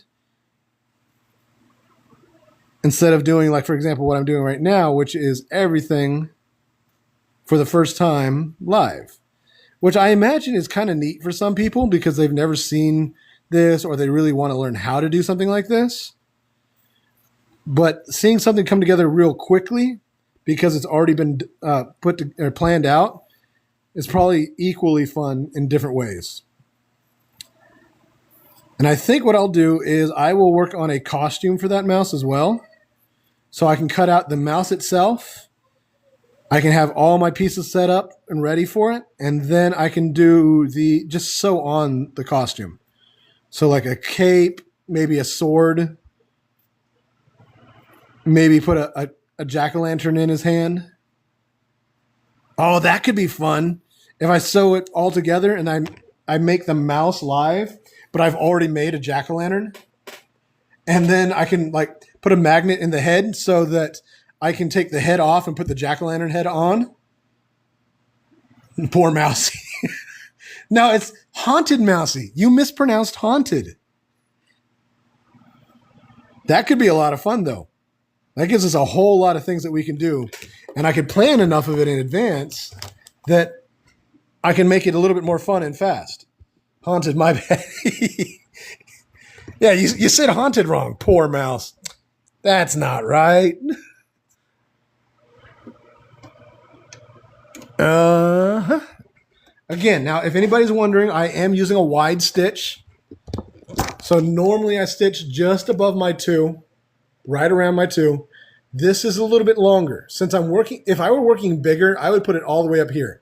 3, 3.5. The size that I'm working, if I make it close to the 3, I'm able to find the stitches. I know I heard you. I'm sorry, Shadow. But if I use wide stitches, it's easier to undo it if I find a little mistake, so I can make some adjustments. I'm sorry, Shadow. Sorry, back to focusing again. It's so small. I'm trying to sew so slow.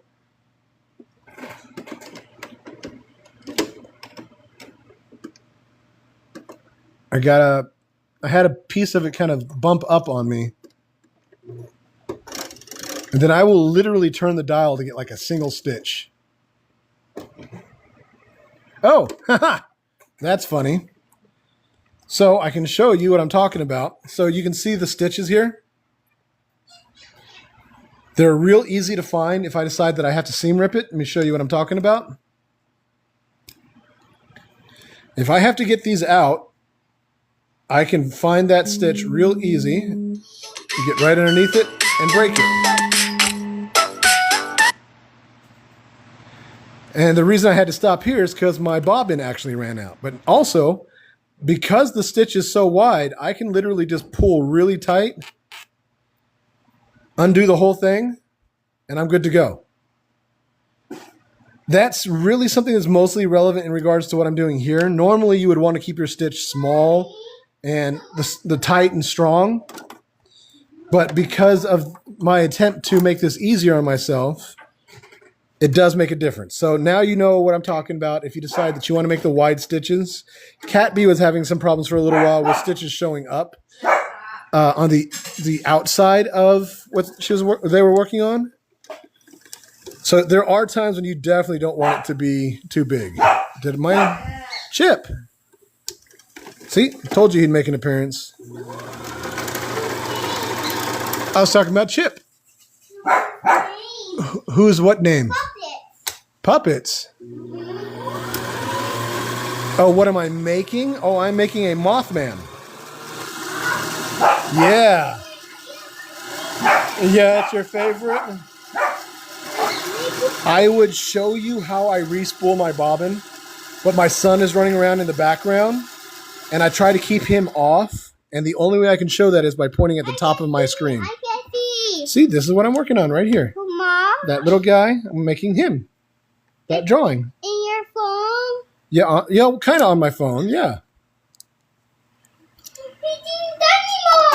Teeny tiny moth. I keep this. No, not. Oh, actually, yes, you can take off with it for now. Don't mess it up, though. I'm not sure what I'm going to do with it yet, okay? It's not. Yeah, you just got to kind of take care of it. If it breaks, it lets me know that I need to fix it anyways. Wait. But I don't want you to spill anything on it, please. Okay? Okay. Thank you. Bill, try it. You're going to try it? Bill, try it. Bill, try. I'm not sure what you're saying to me, buddy. Bill. Oh, don't spill. Keep it dry. Yes, sir. Sorry, when I rethread this, sometimes I don't pull the tension on this thread tight enough. Okay, yeah, if you make a mess on it, yes, clean it off, please. When I first started sewing, there was a lot of times when I didn't know to get the tension. Here, let me show you what I'm talking about. When I fix the tension here, I didn't know how to get it tight enough. And what would happen is I would have a whole lot of skip stitches, and it just would not work. And I'd wind up doing an entire project and being able to pull the thread completely out of the whole thing because of how bad the stitching was. All right, let me go ahead and do some adjusting here again. I'm still not sure what is the best angle here. I just try to make it so I can see. Good on me. What are you referring to, Shadow? Are you talking about trying to keep the kid off the screen? Yeah, if that's the case, yeah, I'm so worried about him being driven into one of these AI video things that people are making, and the internet is a dark place sometimes. That's why you'll probably never see him on my page, just his hand. Yes, sir. You got it. Oh, yeah, the Venomoth? Yeah, you're right. See, this is my Venomoth. Sorry, it's Vance's Venomoth. This was the first moth I made. I didn't even think about that, but when I told him I was making a Mothman, he went and grabbed this so he could show. This is the first. This is like the second or third goofy Pokemon I made. Here you go, baby. Thank you for bringing that. I really appreciate that. That's cute. Thank you. I hope you like it. I made it because that's Mommy's favorite.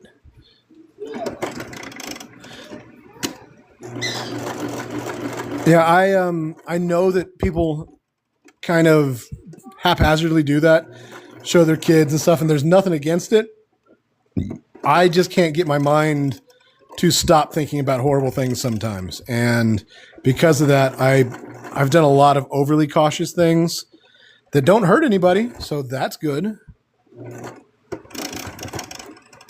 And I suppose I would be paranoid if it wasn't for the fact that I do see a lot of these bad things happening out there. All right. See, that was a real simple process. Now that I actually got my thing on there. Oh, my God. I want to see a Houndoom on all fours from you, like Beanie Baby, since mine just sits. I will definitely do that then. You know what? I had not come up with a plan for my next one. Somebody had requested something that was not in Gen 1 or 2. And if they wind up ordering it, then maybe. But I like Houndoom. I'm sorry, what was that? Water creature? Are you talking about the Vaporeon that I made? Oh, it's Cthulhu. All right, so I've got to cut the little bit of excess off here, and I almost forgot that I got to cut into the edge, the wedge part, the V. Otherwise, it won't take the right shape again. Just cutting out a little bit of the extra. I don't have to worry too much about it with this material. It's so thin. Oops, I'm going to be ordering a Houndoom. So I will put that on my list. Like I said, I want to make a Houndoom. I wasn't sure what I was going to make next, but now I have to make a goofy Houndoom. Maybe I'll draw that tonight. I've been doing a little bit better at drawing at night. Yes, sir. He loves water. Yeah. Yeah, he's an old one. He loves the water. An ancient evil from time immemorial. What's up? No, he doesn't need to be wet. He's a plush version. There's a difference between the real and the plush versions. I think that's going to be a cute wing. Let me do some adjusting. I can't. Every time I readjust my camera, I'm not sure how it's going to look. So if you can't see something, please just let me know. In fact, I think I'm going to do one more real quick adjustment. We're going to look down so I can lay all the parts out. And we can see. I want to get a spooky one since I have a goofy one already myself. But I do want to see a goofy one. So, do you think I should make a goofy one now or a spooky one now? So if I do the wing down, here is our sketch. And then, what do we think? Do we like that shape in the overall? And yes, I have not forgotten about the Houndoom. We'll come back to that here in a minute. Let's call the door. Which door? You probably have all kinds of stuff in the way. Do we like the size of this? I think the size of the wing is actually pretty decent. Let me move just a little bit more. No arms. No arms. Oh, Bluey. All right, so let's move that down so we can get close to our... Here's the drawing. Hey, Tina-ta. I was just talking about you a minute ago. I didn't know you were gone. You left us. So right now, we have the body, which I like this size. We have agreed that the antenna size is pretty good. We were aiming for the big antenna. That will probably hang down. Well, actually, I guess not. Like, gravity's not holding onto it very much. Hey, no worries, Shadow. It's totally okay. For someone to get, so I have time to say. You know what, though? Making a spooky one is just as fun. I was just saying I kind of want to diversify a little bit. So, the wing, I think that the wing size is kind of good. Maybe I should bring it up a little bit more. Oops. Maybe I can bring it up just a little bit more. Let me get something to kind of put in the way here. My little guy's rolling around. So I have the option to have the wing up, have the wing drooping down. And by keeping this size, I can adjust the pattern of it, the shape, depending on the type of moth maybe we're using as a reference. But do we agree that that size is good for the wing itself? Because I think that that'll kind of land nicely and give me a lot of options. And since this was our reference here, I think it's actually pretty close. All right, excellent, excellent. Okay, so based on what we have here, I think we're good on size for everything. What do we think we want to do? I think that if we did black, I think if we did black for the body, I can do black, maybe dark gray for the antenna, and dark gray for the wings. And then what do we want? Red or yellow eyes? So I've got pretty bright versions of each. The wing up looks good. The curve follows the start of the antenna. Okay, so that gives us a lot of options for it too. I can bring it up. And when it's up, again, with the shape of it and the type of material, it might droop down, which I think will work as well. And we want to do a red-eyed moth baby. And I will do just a little bit of detail, but I can do the detail afterwards for the wing. So do we still agree with the darks? And I use black for the body and dark gray for the wings. Do we still agree with that? Classic has my husband's eye. Yeah, the original version of how it would look. I think so too. I'm like aiming like really close to the reference material that I saw. Just doing a casual search, there's a lot of like shadowy blacks, like it's always hidden just out of sight. So I think just a little bit of distinguishing between the wing and the body will be helpful. And I think the same thing can be said for the antenna. I think the antenna probably need to be just a little different. So if I make them, and then I can make the legs and the little nubby arm all that black. And I think that that'll kind of land kind of balanced. And I do think we're going to keep this hunch instead of making both the sides the same. So I'm going to make them both with this so that it keeps that downtrodden look, which I'm not sure how well you can see it here. But when I add the arms, it won't look just like a moth, I think. I think it'll look good there. Yes, I could also add fluff to the neck afterwards. That's something I could stitch on separately. The reason I wouldn't do that now is because I don't know where I would put it for sure. But in the end, I may adjust the pattern so that I can do that. Add fluff here, maybe around the antenna, around the eyes, a few different things that I could add different colored fluff to. So we've got these references. Let me get this out of the way. I've got my back, my front, which I marked with a 2, so I didn't accidentally make the second one, or the first one again. I think we have enough time where I can probably run this out real quick.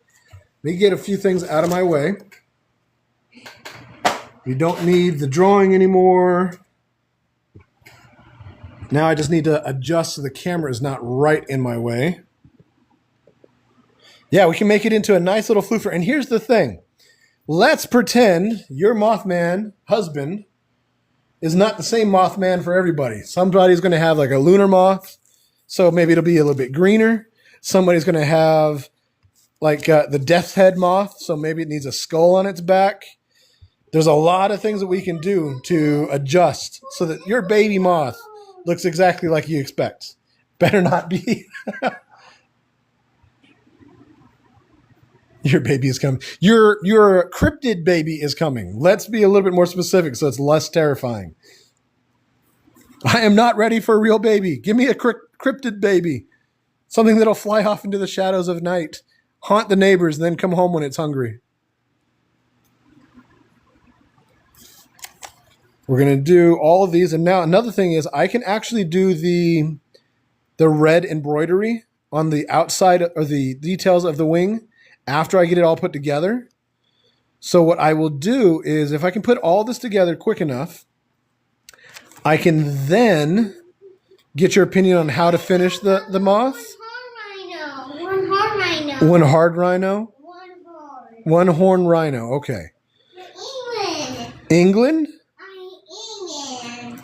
You're an alien. A rhino or. A rhino, alien, one horn. Okay. I promise we're working on his enunciation. He's home with us for another, let's see, 8, 9, 10, like another almost 3 months actually. And he's already doing better.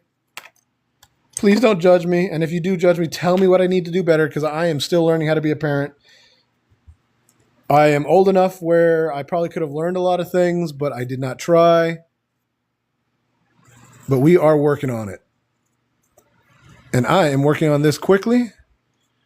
I think that if I do this just right, I can get everything sewn together all at the same time. Now, part of the plan is to sew the wings and the antenna between the front and the back of the body piece, since they are going to be stitched on the edge. It's going to work a lot like how I do a lot of my goofy Pokemon, so that it's made to be easier. But in this case, it's because it's so small that it's just easier than trying to make holes and openings to hand stitch all the different stuff together. And once I get these wings kind of together, we can look at those and decide if we want the antenna in that same color or if we want it in black. There's a very high possibility that doing all of it in black would look really cool, and then having red eyes with the red details on the wings. But I think as a test version, this is going to look really good too, and kind of give us an idea as to what does and doesn't stand out. I think I see a couple messages coming through real quick. I'm trying to cut this, and then I will get back and do some scrolling real quick. So if I am missing what you are saying, I promise I will get back to it. I'm not even sure. I'm doing my best to, like, on the side of my eye, keep an eye on the camera so I can make sure I stay on screen so that you can see what I'm doing instead of me talking while I'm doing this. All kinds of little things add up, I figure. I'm really hoping it'd be great to get, even if I don't get the eyes on today, it'd be really great to get the whole plush together. And I am going to put the little ring in its back so that it can hang like a charm. Let's see. Man, I just started. You teaching me to parent. I just started being a parent. Say my furry OC and my moth chill. No, I get the whole don't curse me with a baby thing. If you don't want a child yet, do not pretend like it's anybody else's right to say, hey, I hope you have a kid. No. You have kids only when you want. And I am doing my best to do all the little things. So if I say something that helps you, Cat B, I am happy to do that. I had a friend, I was playing Call of Duty one day, and a friend brought one of their friends in, and that guy was having some real problems with baby stuff. And I had just gotten out of that phase with mine. And he's like, he keeps throwing his pacifier on the floor, and I'm like, tie it to a ribbon. Put the ribbon on his shirt. And he's like, oh my God, it's brilliant. And then he says, man, I can't get my baby to eat right because he doesn't know how to burp. And I'm like, I had to tell him all these little things that I did to get my son to burp. And it's funny to me how the different experiences come across so different to people, because the things I told him that I did, he had never thought of. It looks like my wing is shifted just a little bit, but that's okay. All right. Here's the problem that happens to me a lot. When I'm doing something small, let me see if I can get close enough to show you. When I'm doing something this small, Watch the end here. You can see that it's not moving, right? None of the fabric is moving. What I'll have to do, and this happens a lot with the legs of my mice, is I pull it out, make sure that it is not tangled up. You can see how there's an extra string there. I pull that tight so that I don't have to worry about it. And then I will restart essentially right where I finished off. Now what happened is sometimes the fabric, this fuzzy fabric, gets caught in the feed dogs. Sometimes it's so close to the end that the actual fabric is underneath the boot. By resetting it, more often than not, just like right there, I can actually realign everything, get everything untucked, and it gives me the ability to restart. Instead of having to stop and restart, I have the option to basically continue where I'm at. And if there's a spot that I miss, I can always just go back and sew it later. Working super slow because, again, these are very small curves. And another thing, whenever you have to move your piece around, lift up your boot or anything like that, try and keep your needle down. That'll hold it in place so you don't have to try and find where your thread left off.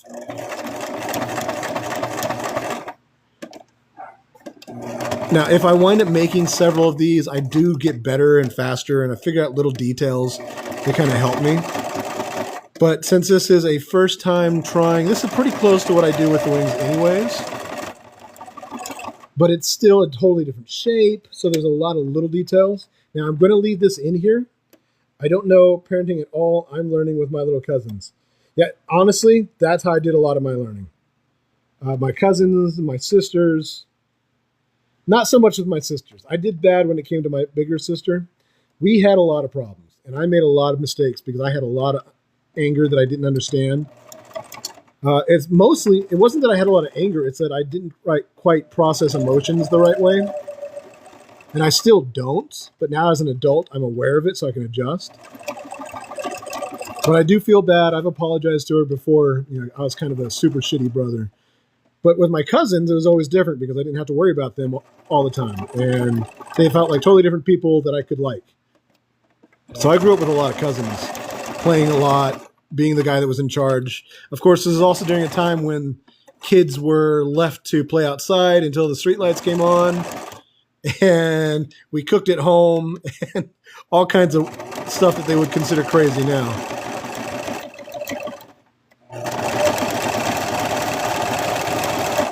You can see that I am readjusting constantly when it comes to what I'm sewing here.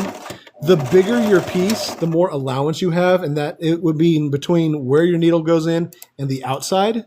The more space you have, the easier it is to just kind of flow with it. So when I'm doing something small like this, I tend to overcompensate by popping the boot up and down pretty regularly. Right here, you can see I missed a spot. See right there. And I'm just going to go ahead and I flip it over so I can see where I missed it because it looks like it's sewed on completely here. But you can see that just basically the inside got caught. And all I'm going to do is re-sew it. Do my best to catch back up to where it did work.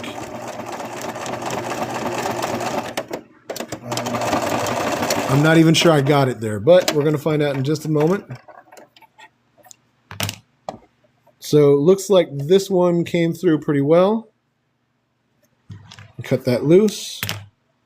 While I still got it, I'm going to go ahead and cut my little lines right here. Again, with these little V's up here, if you don't cut that material, it won't curve out the same way. And on these ends, where it's so close to such a small point, I cut off some of the material just to make sure that that's not what fills it up. I want to take as much of the shape as I can, but I don't want to cut too close to the thread because I might risk cutting the actual thread itself. Now let's go ahead and double check to make sure that I got that spot fixed this time. And it looks like I did. I can't get my chopstick through it. So now, cut the excess off again. I keep hitting my sewing machine because I'm so close to the camera, just trying to show you guys what I'm doing. And again, this is cutting that little V so that the material takes the shape that it's supposed to. Looking good so far. I'm excited to see. I am too. I'm hoping that what we wind up with is a pretty decent final version. Okay. Back up just a little bit. I did not do the antenna because what I intend to do is look and see what the colors are like next to each other so that we can be for sure if we want to do the gray for the antenna or if we want to do the black. Otherwise, normally I would have just cut out all the same color material all at one time, sewn it all up, especially since the antenna and the wings are going to go into the main body when I sew it up. And again, I can do the details to match the eyes and the wings afterwards. And what I'll do is basically I'll do an embroidery stitch right here, maybe a little swirl or something like that. Maybe just a dot would look good, a dot and a line or something like that. I could also go through and do like detailed shapes, but I tend to avoid doing detailed shapes with embroidery because I'm not that good at it, especially when it comes to on top of multiple layers. If I was doing just one piece, I'm more likely to do more detailed stuff like a mouth or eyes and stuff like that. And I think we got just enough shape. Let me go ahead and pull this back out. I think that I didn't cut close enough on that little area, so it's having trouble taking the shape, which is exactly what I was saying. You have to try and avoid.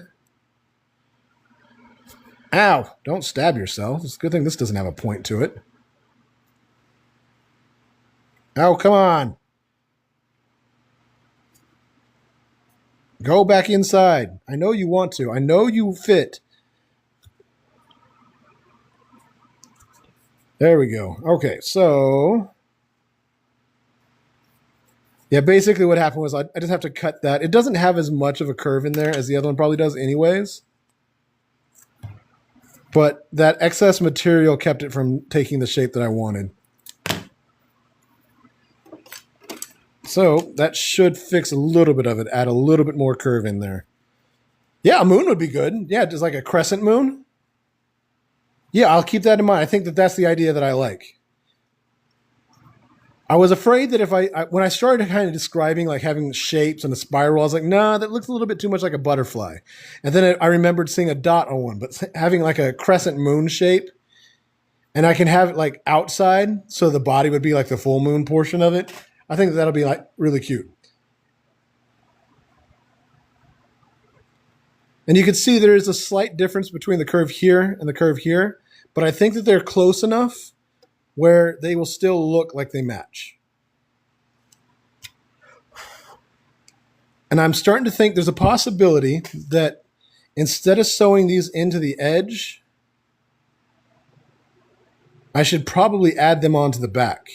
Well, actually, you know what?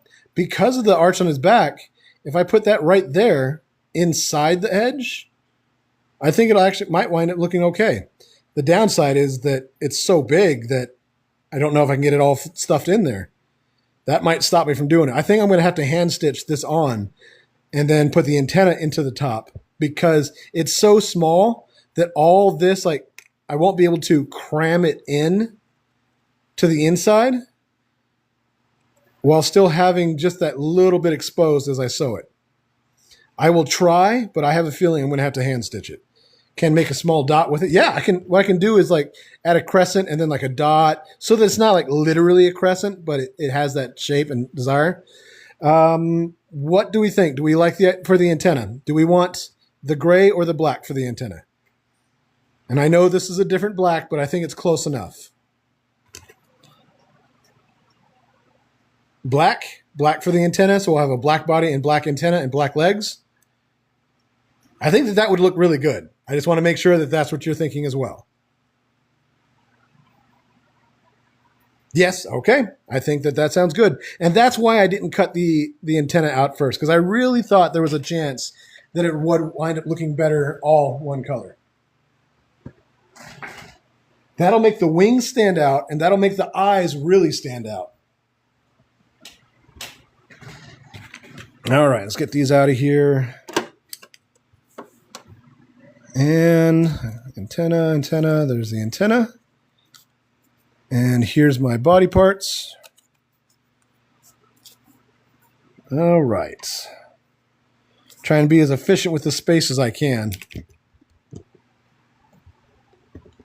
And the floof. Yes. Well, see, with the floof, what might be kind of neat is having the gray on there. And I could test that without making it permanent by just kind of laying a small section of gray over it.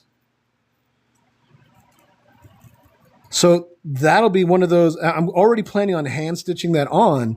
So if we give ourselves a little bit of space to kind of play with it, that could be an additional amount of fun. It might even look good to have it as white or something like that. Maybe in the future, maybe not for the first one. I just realized I got to cut like 4 of these. And I definitely have to turn them sideways, turn them the other way. So something I like to do whenever I know that I have to flip this, but it's so similar, I'm going to put a line here, and then I'm going to do the same thing on this one. This way, when I flip it, I'll have a line on this side, and I can put the 2 lines together instead of having to guess. And I learned to do that with the mouse heads. I have 3 parts of the mouse head. There's both sides of the face and then the top of the head. And they're different, but they're so close that sometimes I was sewing them together in the wrong order. So I put a little mark on the top of the head so that I can distinguish it. And then I do the same thing with the ear. The ear has a shape that is got like, it's a little bit more heavy on one side and a little bit more wide over here. But when I cut them out, I can't always tell. So I put a little line on the top so that I match all the tops together. And if you're making your own pattern, just like keeping track of what your newest pattern is, just adding little lines like this that you can add to your fabric will save you a lot of trouble and a lot of annoyance. So now, let me make sure what I've done here. I've done this side on both. So now, flip it. I've got that line already here. And you have to flip it because you've got to do a mirror version of it. When you sew 2 pieces together that are supposed to take a solid shape, you want to make them mirrored so that they can go outside against outside and be, when you flip them right side out, it's good. I know that might seem obvious, but I also recently made my very first selling pattern, which was the mouse. And I had somebody come to me and ask why I didn't add those details. I was like, I honestly just assumed that was something everybody would know. And I didn't want to do, there's like 3,000 steps here. And it's so easy to do. How come you put these things that everybody knows? Well, I'm learning now that just because I know it and just because it is common knowledge doesn't mean everybody's going to know it. So adding more details definitely helps. All right, this one is done. I'm going to put it someplace where it's not going to fly away. I've got my wings done. That's not going to fly away. There's a fan in this room, but I can't feel that. My head. Oh, my body. There we go. All right, so now I have to do one of each. I got a front, and then I've got the back. The gray floof. Yeah, little things like that make a huge difference.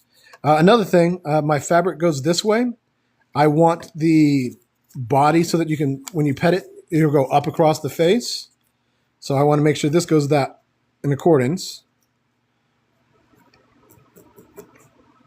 Doing something like this is just a preference. Like maybe you want the fluff to go downwards. Maybe you want it to go upward. I like it to go in the direction that feels best usually. And I suppose that if it was going downwards, you could pet down the face, which might honestly be better. I'm kind of thinking about that now. Instead of brushing up, I think going down might be better. I am getting really close. I'm actually going to redo this. So instead of wasting that material, I'm just going to put another pattern over it, one that I can distinguish. Because I think I do want the fuzz going up. Going down. There we go. That should be good enough. Get you out of the way. And then one more. And then what I'm going to do is I'm actually going to trace my chopstick for the feet. That way I have the right width for them. And I could always cut them down. I'm just going to basically cut 2 really long pieces. And then I will cut those and sew those together accordingly. And that should give me the right length. We were looking earlier at my mouse foot, and my mouse foot is about the same as the wider part here. Maybe give it a little bit of extra space, and that should be enough for me to push it right side out. And so I don't forget what I'm doing here. This is the one that I retraced a different pattern over, so I'm going to cut that first.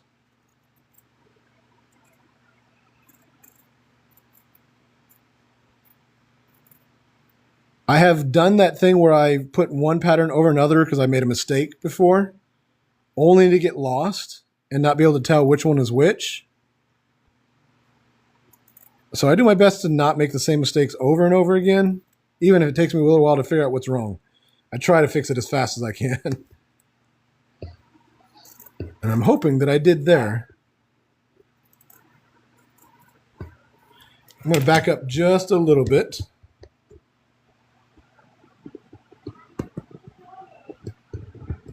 I am actually running pretty close to out of ink anyways. I've got several of these pens, or I had several of these pens at least, but I've been doing this long enough where I have run out of several as well. So for all I know, I need to get new pens.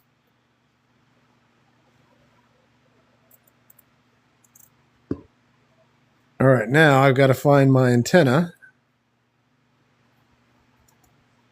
If I were doing this in the white, it would be so much easier to see. So if you are doing something like this at home, keep that in mind. I also tend to not do it anyways for the minky material because even the back of it has trouble holding that white. So it's not easier on me. What is your favorite fabric for canine noses? So the truth of the matter is I prefer to use minky for everything. But for a lot of noses, I actually use something. Oh, I actually have them right here. Sorry. One moment. Like a safety eye, a safety nose. I've got different shaped ones that actually look like dog noses. So they have the little nostril in them and they have little bumps in it. But this is basically the same type of stuff that I get. And I'm not a huge fan of having hard spots on my plushes. But at the same time, it is sometimes just easier. Where did I just throw my whole thing over here? I somehow lost everything I was just cutting out. No, it's not here. Where did it go?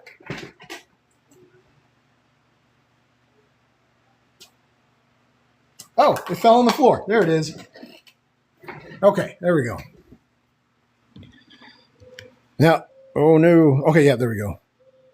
I don't know if that helps with the question. Camel Blues. I don't know if you make plushes or if you are thinking about making plushes. I have found that the safety noses work really well. They work really fast. But whenever I am making something that is all material, as often as I can, I will use all minky, which is the stuff that I'm using right now. It's super soft. It's got just a little bit of a fuzz to it. And if you make a nose out of this, it feels really nice too.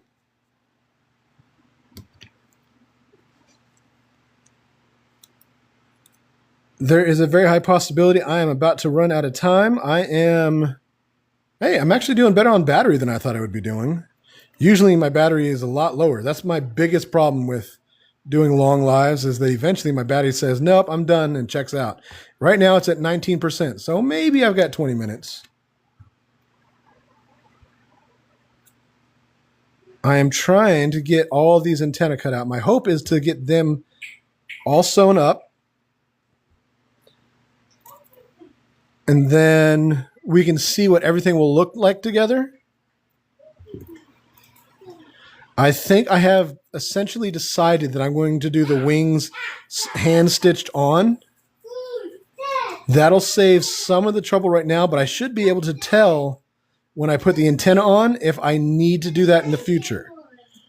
It's just that for right now, considering time, it might be easier just to rush it this way. Your dragons? What dragons are you talking about?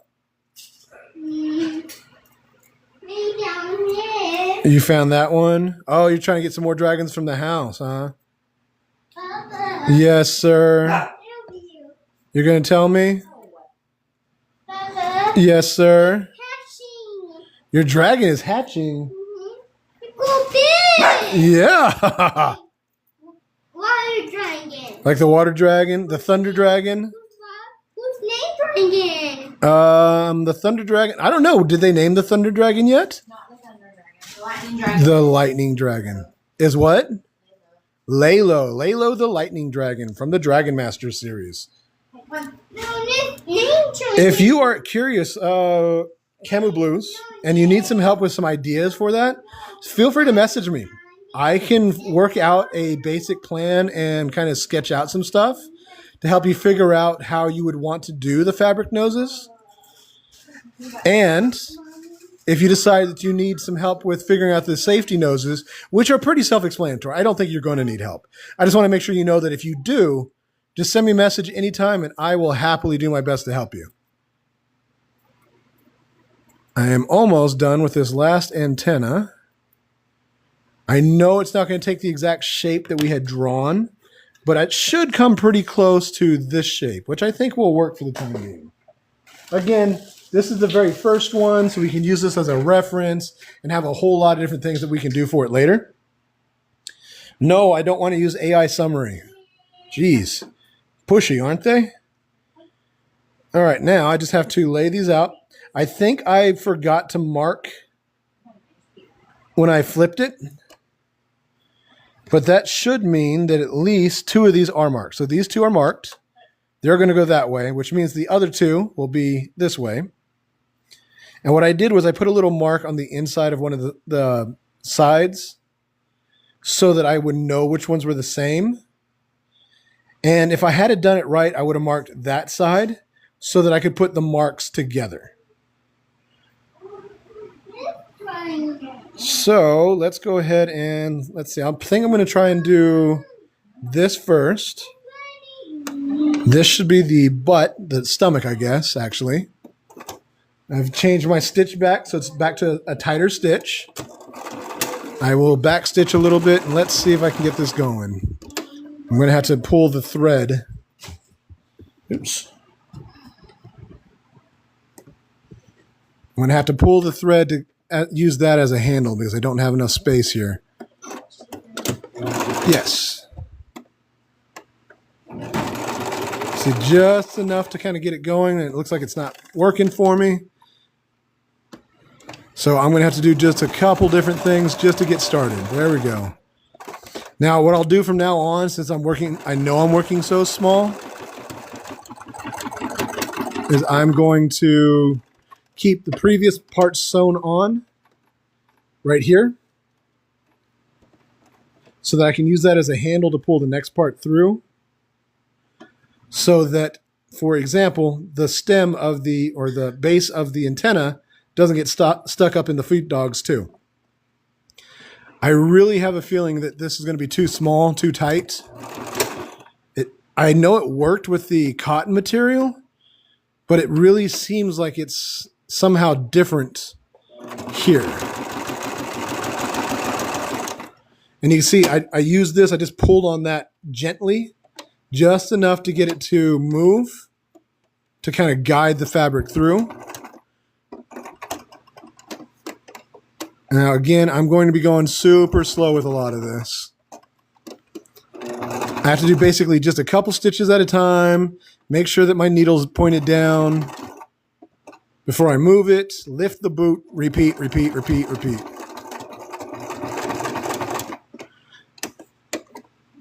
And that's something I will adjust a little bit more of as I do more, because I'll know what shape I want the antenna to be anyways. But really all it takes is just a couple stitches to get that shape.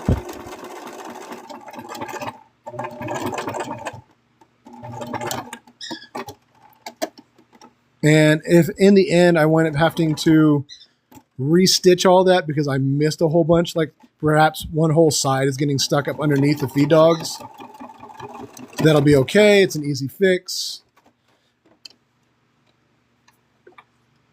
You can see that I'm having to pull it free every couple stitches anyways.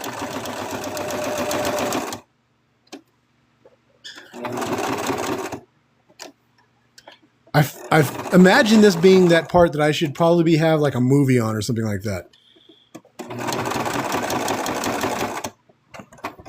A lot of times what I'll do at night, if I am online playing, because I'll play like Call of Duty or something with some friends, I'll be doing this when I'm dead or when we're waiting in the deployment stage. And it used to be that the headset that I had, they could hear me sewing. And they used to give me such a hard time about it. Oh, he's making a sweater. Oh, he's knitting something. And then somebody said that I was like a horror villain making lamps out of people or something like that. Yeah, I really think that that's going to be really hard to pull through. So I'm going to have to make sure that the next time I do this, I make the base of it a lot wider. I think the belly came through pretty well, so that should be fine. The head is smaller, so that's going to be a problem as well. But I'm going to go ahead and sew this on. And we'll look at it. My phone is officially down to 15%. So I already know that things are going to be cutting it close. So if I just kind of get a few things done here that we can look at, that'd be helpful.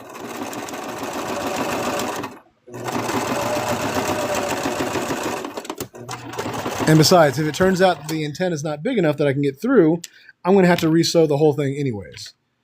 So let's see. It looks very likely that I stitched it all together. Yeah, there's a couple spots like right here that I could see that did not make it. That sucks because now to fix it, I'm going to lose my handle. Let's see how many spots there are here. Yeah, this is going to be, if I am even lucky enough to be able to get this through. And I'm really not sure that it is going to be enough. Yep, see, there's that. All right, let's see what happens. We're just going to roll with it, and then I will adjust off camera if I have to. Just trying to get enough to make sure that it is all stitched, because if it works, I definitely don't want that to be a problem.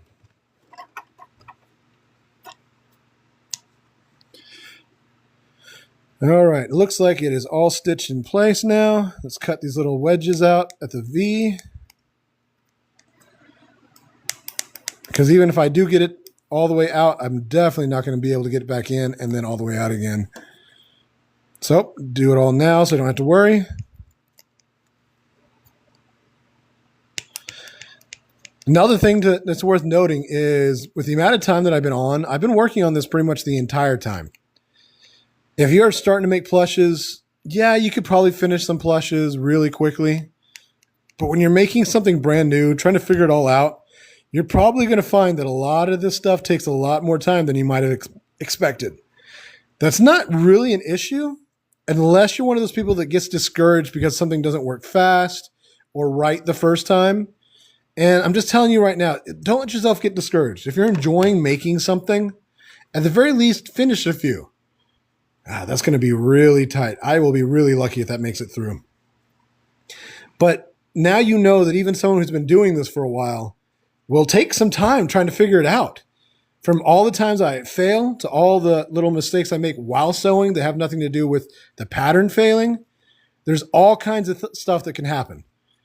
Right now, it looks like my base is too small for me to get this through. Yeah, I can't get that all the way through one way. Like, there's just almost no way. Because it's not just the Q-tip that I'm pushing, or the chopstick that I'm pushing. There's also all the material from all different sides of it. Yeah, I can't even force that through. So I'm going to have to redo the entire antenna on both of them before I can even find out if the rest of this works. Making a plush dragon from a new pattern. That's what it said in the AI summary. That is one big swing and a miss. And you can see that it's still going to do the drooping thing. So my face side will be over here, which was part of what we planned on. We already knew that that was going to happen. But what it looks like is that we are at a point where I'm going to have to readjust my pattern. I'm going to have to make my antenna wider. I think this part should be fine. I just have to make the base of it wider by probably like 1/4 of an inch just to get this to work. So what I'm going to do is, instead of working on that right now, I'm kind of hot. I've got low battery on my phone. What I'm going to do is I'm going to either finish that off camera or finish it next week, depending on how much time I've got on either side. I'm going to show you what we are working towards and how close we've made it so far. One moment, please. Let's see, get some adjusting here. There it is. So this is what we're making. I've got the body of it here. This is roughly what the antenna is going to look like. I might do some adjustment on the pattern, the shape, as well as making it thicker. And here is our wing. When I am done, I have already got the wings cut out. They look like this. I'm actually going to put a crescent moon in here, which I will do last. I will wait to kind of look at first, because we're already planning on doing the same color as the eyes, which we decided are going to be red. So he's going to have little red eyes and details in the wing.